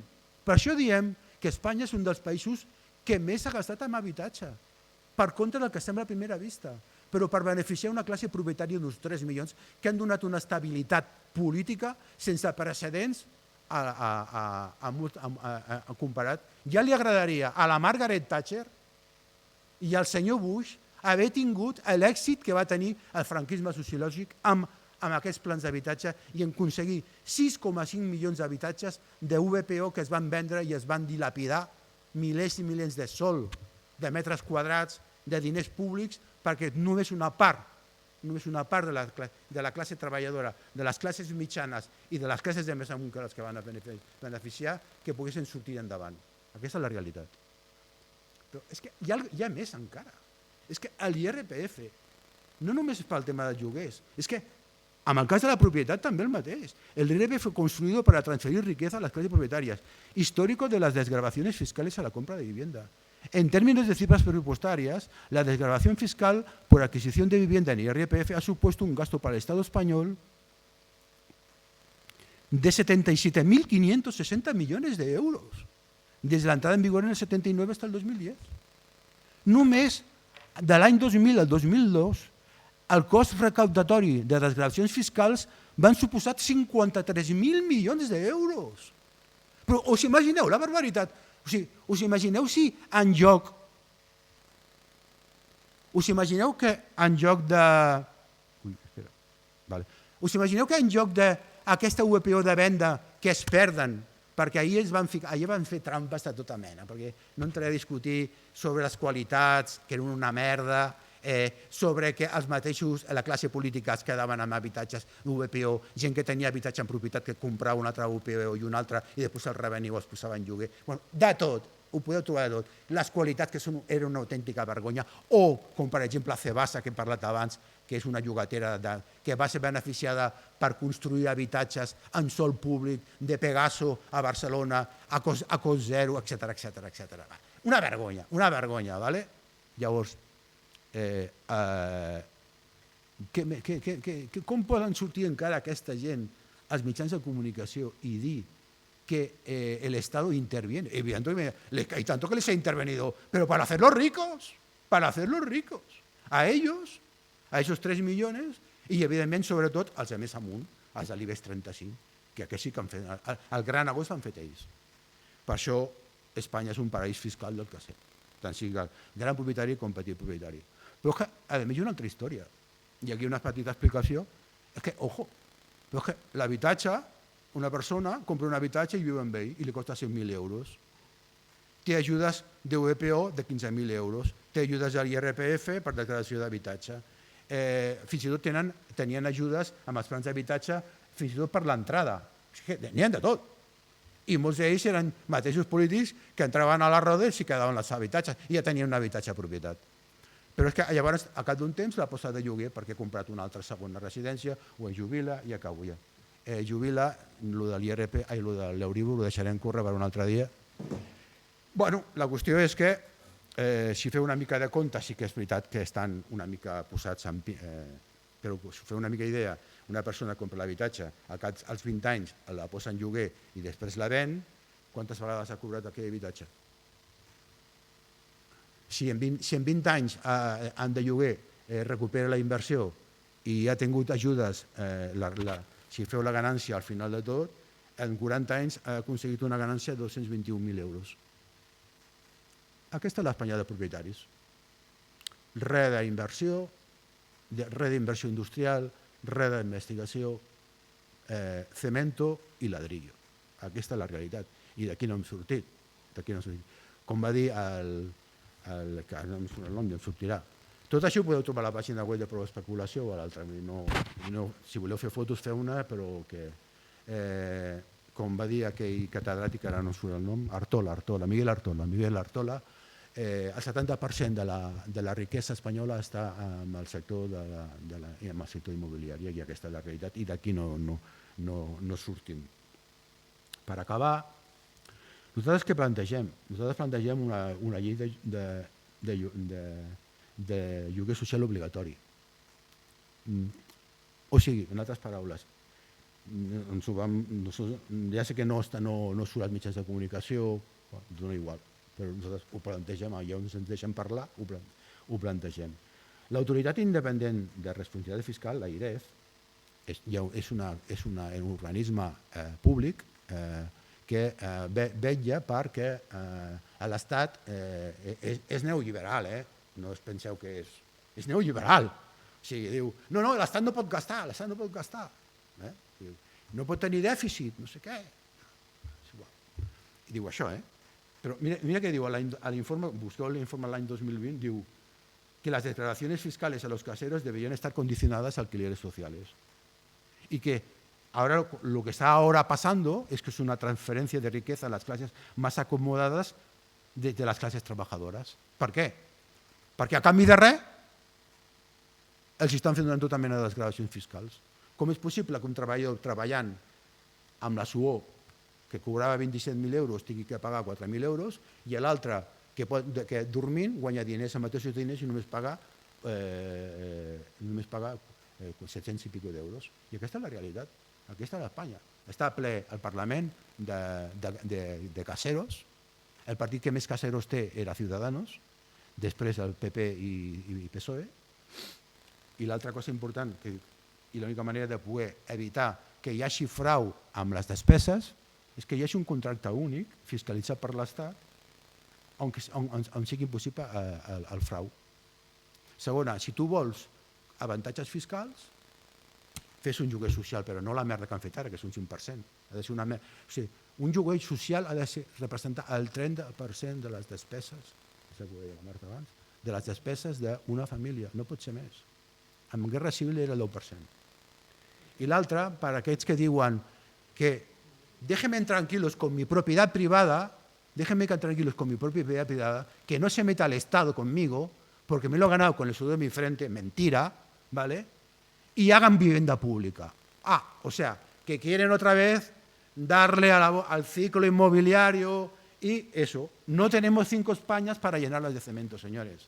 Estamos en una crisis climàtica sin precedentes. Vosaltres penseu que ara ens hem de dedicar una altra vegada a fer... Però si tenim 25 milions d'habitatges a Espanya, tenim 25 milions d'habitatges a Espanya i n'hi ha 40 milions d'habitants i n'hi ha, si no recordo malament, ja acabeu, no sé, n'hi ha 18 milions de llars. 18 milions de llars en 25 milions d'habitatges vol dir que n'hi ha, l'última xifra que em dona una mica de voltes però fa de 3 o 4 anys, uns 9 milions d'habitatges que no són residència habitual.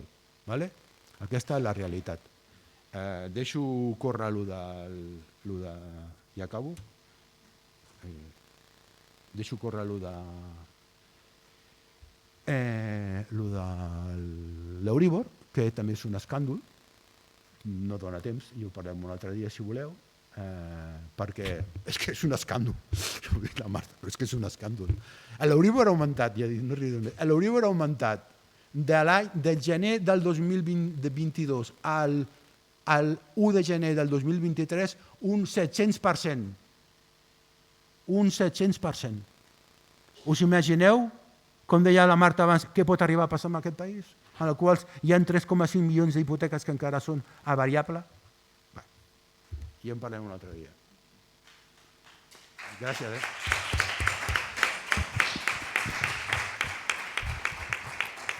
Ara iniciarem un petit torn de preguntes. Ja veig que n'hi ha un parell de mans alçades.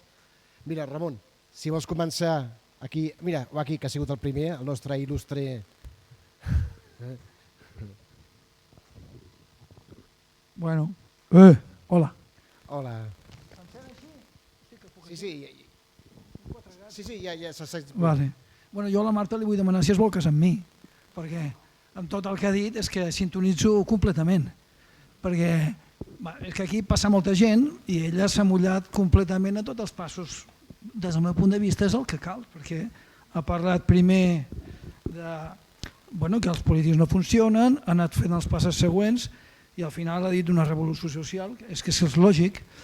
I, vaja, ha dit una cosa molt important d'allò del negoci final. Tu has dit el negoci final, clar, és que ara mateix estan circulant pel món 29 bilions de dòlars que estan sense fons. I això qualsevol dia deixa de valer. I clar, estan corrent l'Elon Musk i tota gent a comprar terres i a comprar béns arrels. I clar, i els regalen aquí vivenda. Doncs per nosaltres, diuen, i els hi costa 4 duros. Clar, tot això és una gran casa de putes i ja ho sabem. Aleshores, la línia que ha fet ella em sembla perfecta i jo penso que per anar una passa endavant ho hauríem de lligar tot això que estàs dient amb el temps polític, geopolític que estem vivint.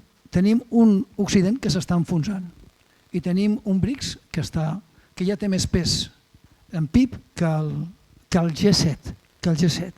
Per tant, és qüestió de temps que els països vagin canviant de bàndol.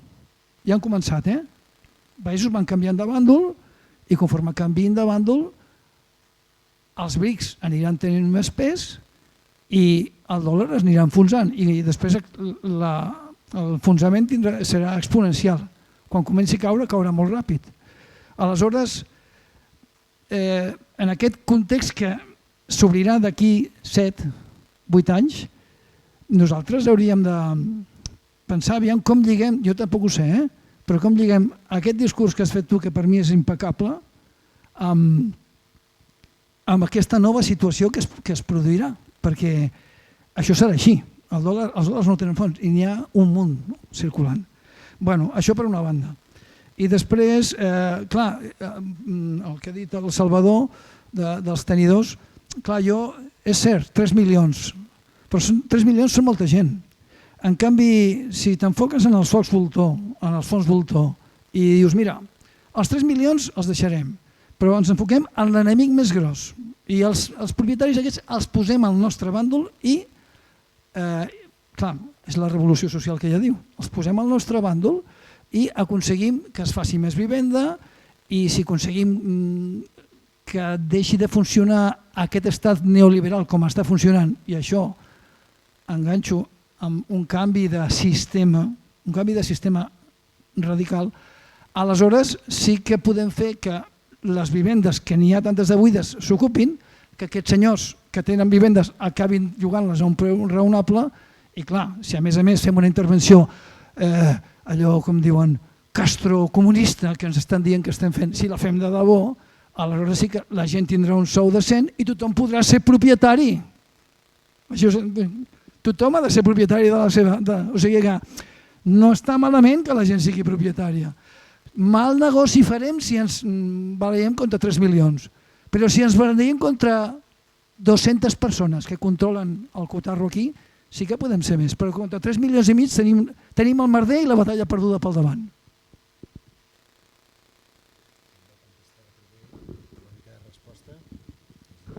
Bueno, t'he de dir que ja estic casada, Bueno, és molt complexa la situació que tenim els propers anys, no ens hem de desanimar, tot i que venen molt mal dades.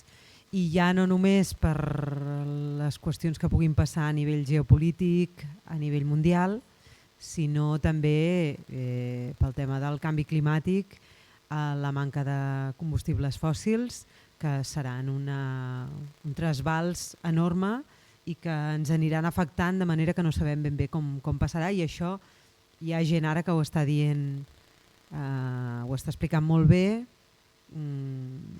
i que estan enfocant aquests canvis en pocs anys. O sigui que ja no és una cosa d'aquí unes dècades hi haurà canvis.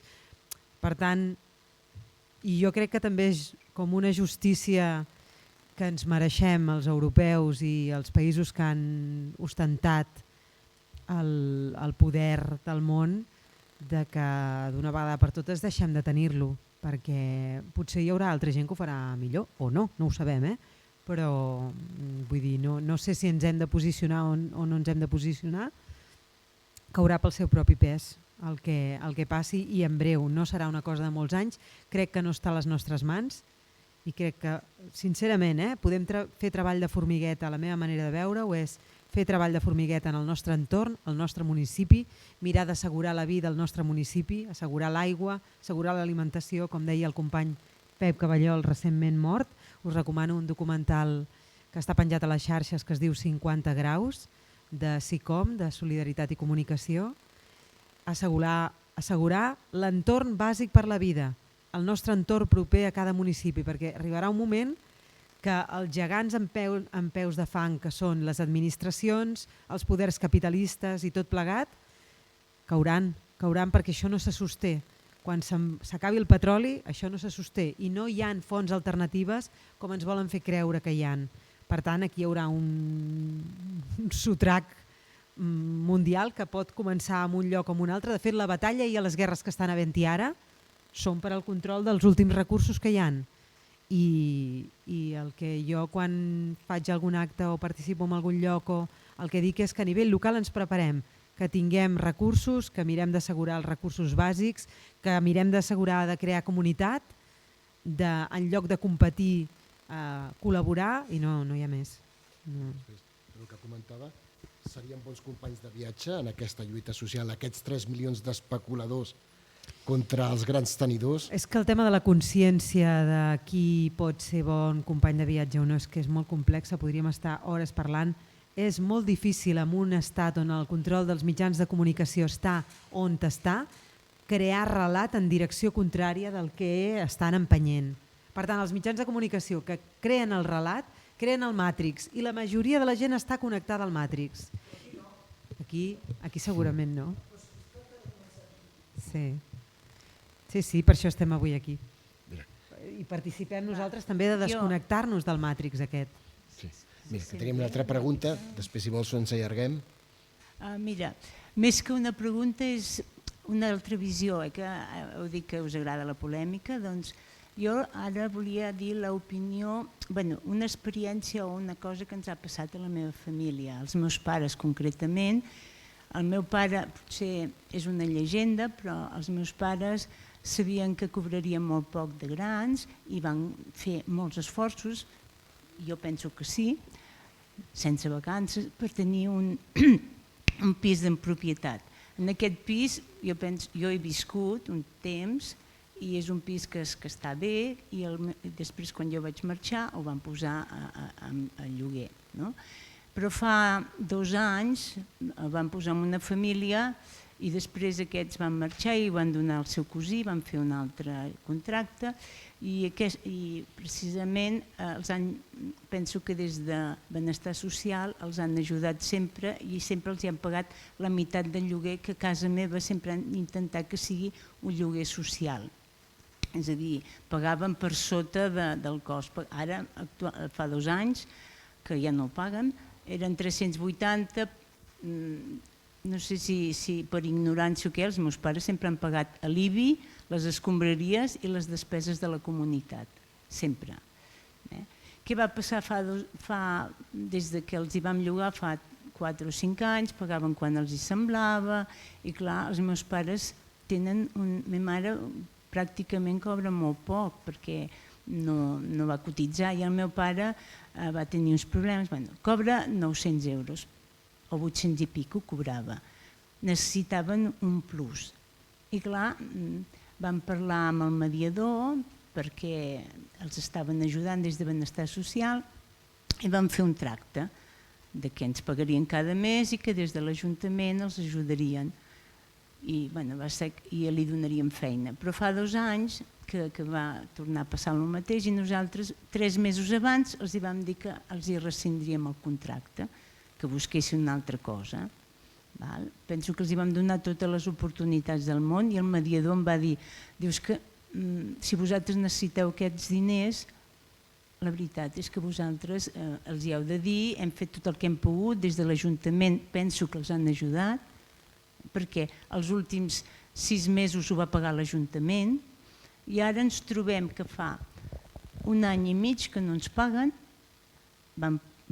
després ho van portar amb els advocats, fa 1 any i mig, la sentència va sortir a l'estiu, vam tenir el judici, al cap d'1 any va haver el judici, la sentència va ser favorable nostra, però va sortir la sentència ara al gener. Què ha passat? Que l'advocada d'ofici ho ha passat a l'audiència. Nosaltres hem hagut de pagar l'IBI, les escombraries, la comunitat, a més hem hagut de pagar la procuradora, l'advocat, ara hem de tornar a pagar una altra procuradora que no li han dit al meu pare perquè té 92 anys i mig, està molt dolgut i hem dit, ho farem nosaltres, la meva germana i jo, per no donar... Que en aquest sentit, quan hi ha gent que no vol llogar el pis perquè té por que no li paguin. Nosaltres fa 2 anys que no ens paguen. Mig any ens l'ha pagat l'Ajuntament. Comprenc la situació. I altra gent... Entenc i empatitzo amb una situació com aquesta. El que està passant aquí és que, clar, nosaltres parlem ara de dret a l'habitatge en general, i les situacions llavors petites de famílies que no ho han utilitzat per especular, com el que us ha passat a vosaltres. Jo, la meva mare també va viure una situació similar, la comprenc perfectament. El que passa que l'enfoc que nosaltres estem donant, si en aquest país el dret a l'habitatge fos real, aquestes situacions ja no passarien, perquè aquesta persona trobaria una altra opció i a més persones que no es comporten com s'haurien de comportar, que no tenim l'altra versió de l'altra part, tenim només la vostra, però persones que no es comporten com no s'han de comportar, com s'han de comportar n'hi ha a tot arreu i n'hi ha de totes les classes socials. Hi haurà gent que és humil i que mira de fer les coses bé, com hi ha gent que té molts recursos i també mira de fer les coses bé. Vull dir que... Sí, perquè té por, clar. Sí.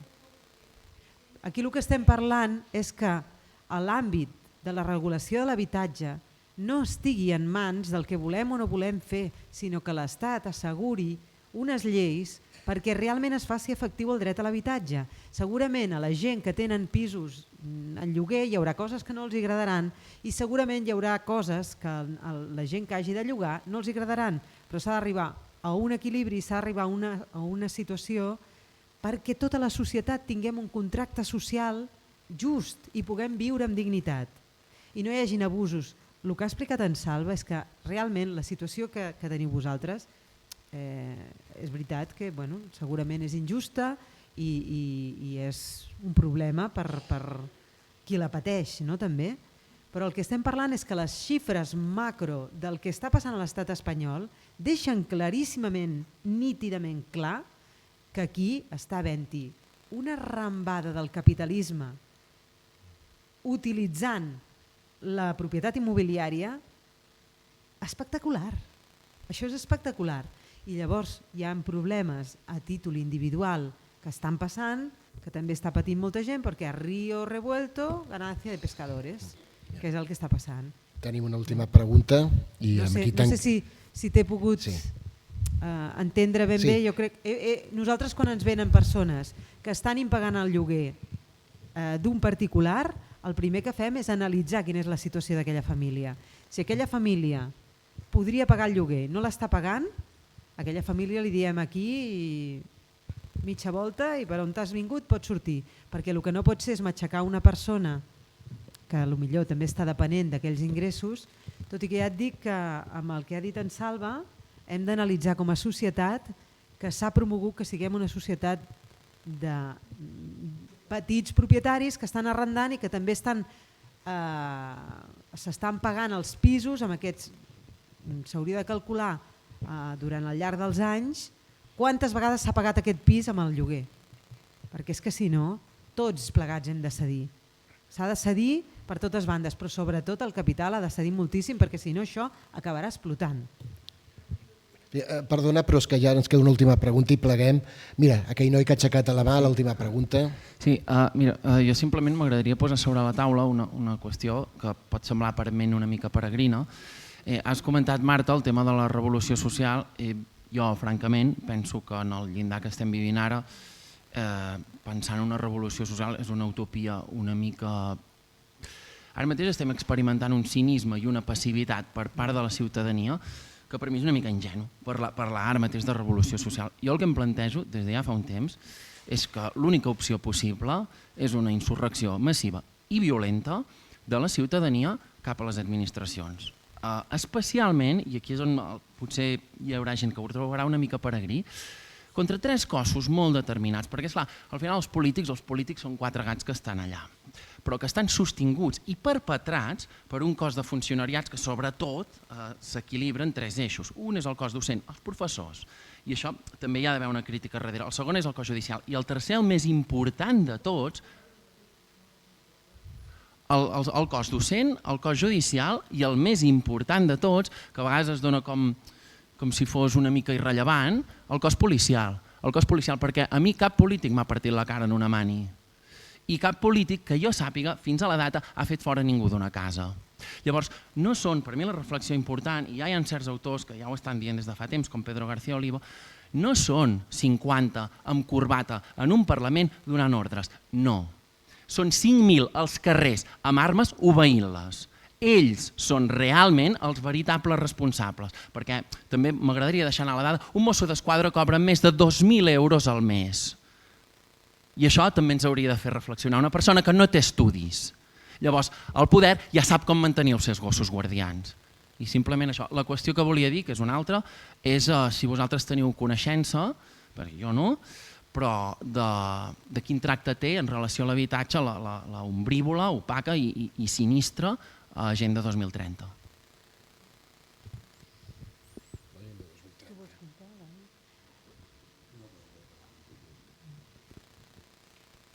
Jo no conec el tema de l'agenda.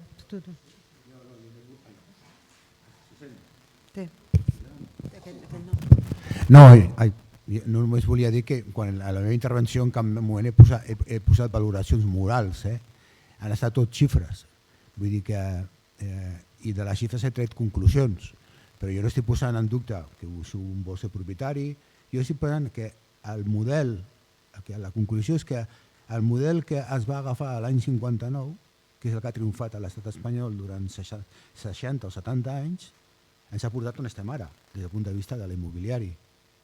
Potser, si haguéssim fet d'una altra manera, com els països centrals d'Europa, amb el qual aquest esforç estatal es va fer sobre la base de parcs públics de lloguer assequible, segurament ara estaríem en una altra situació. Però es va agafar un altre camí, sobretot, evidentment, per la victòria del franquista de l'any 36, però també perquè hi ha hagut un franquisme sociològic que ha envaït les ments de molta gent. Jo no estic acusant a ningú, jo estic dient que l'estabilitat, que ara ja no hi és, l'estabilitat política que ha tingut aquest país comparat amb altres del nostre entorn és gràcies, sobretot, a aquest franquisme sociològic producte de l'extensió del no queremos una España de proletarios, sinó de propietarios. Si no, no seria possible, així de clar. I això té les seves conseqüències. Si les 6,5 milions d'habitatges de protecció oficial haguessin sigut 6,5 milions d'habitatges de protecció oficial de lloguer des de fa 50, 60, 70 anys, segurament ara molta gent que és propietària no tindria els problemes que té, perquè, primerament, no es posaria de lloguer. I segurament, si s'abordés el tema del lloguer d'una altra manera, com hem parlat del tema d'una llei de lloguer social obligatori, les coses canviarien.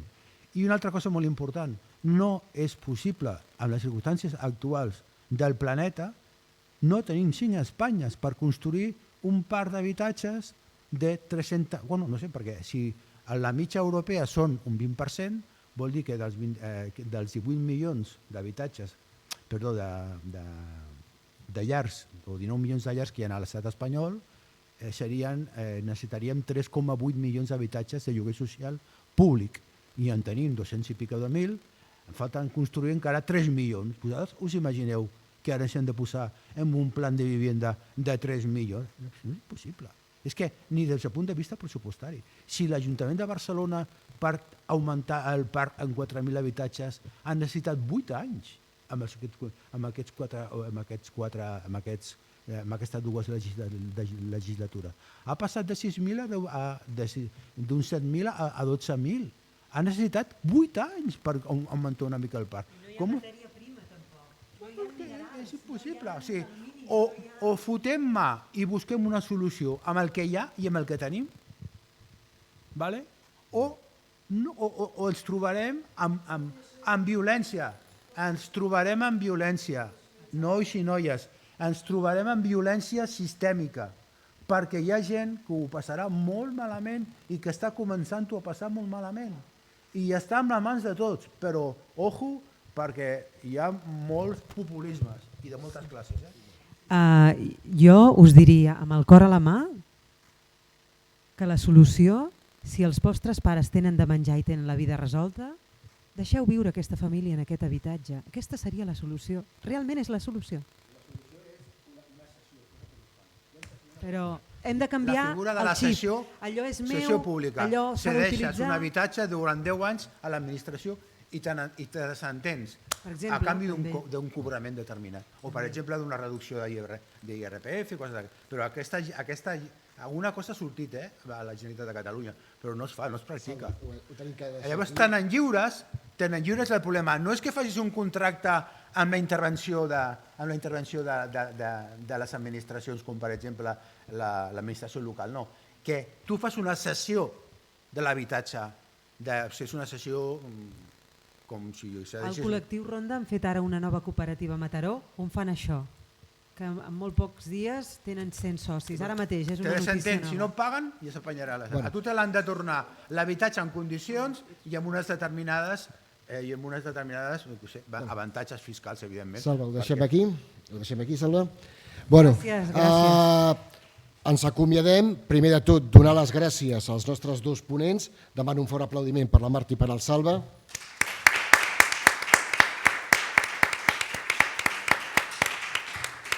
També us dono les gràcies a vosaltres per haver vingut i per últim simplement recordar-vos que el Fòrum de Debats continua amb la seva programació i el mes que ve, el 19 de maig, farem una conferència amb la projecció d'un documental. El documental es diu Sota les cendres i l'acte tindrà per títol Presoners i transició. Per tant, moltes gràcies per haver vingut i us veiem el mes que ve. Gràcies.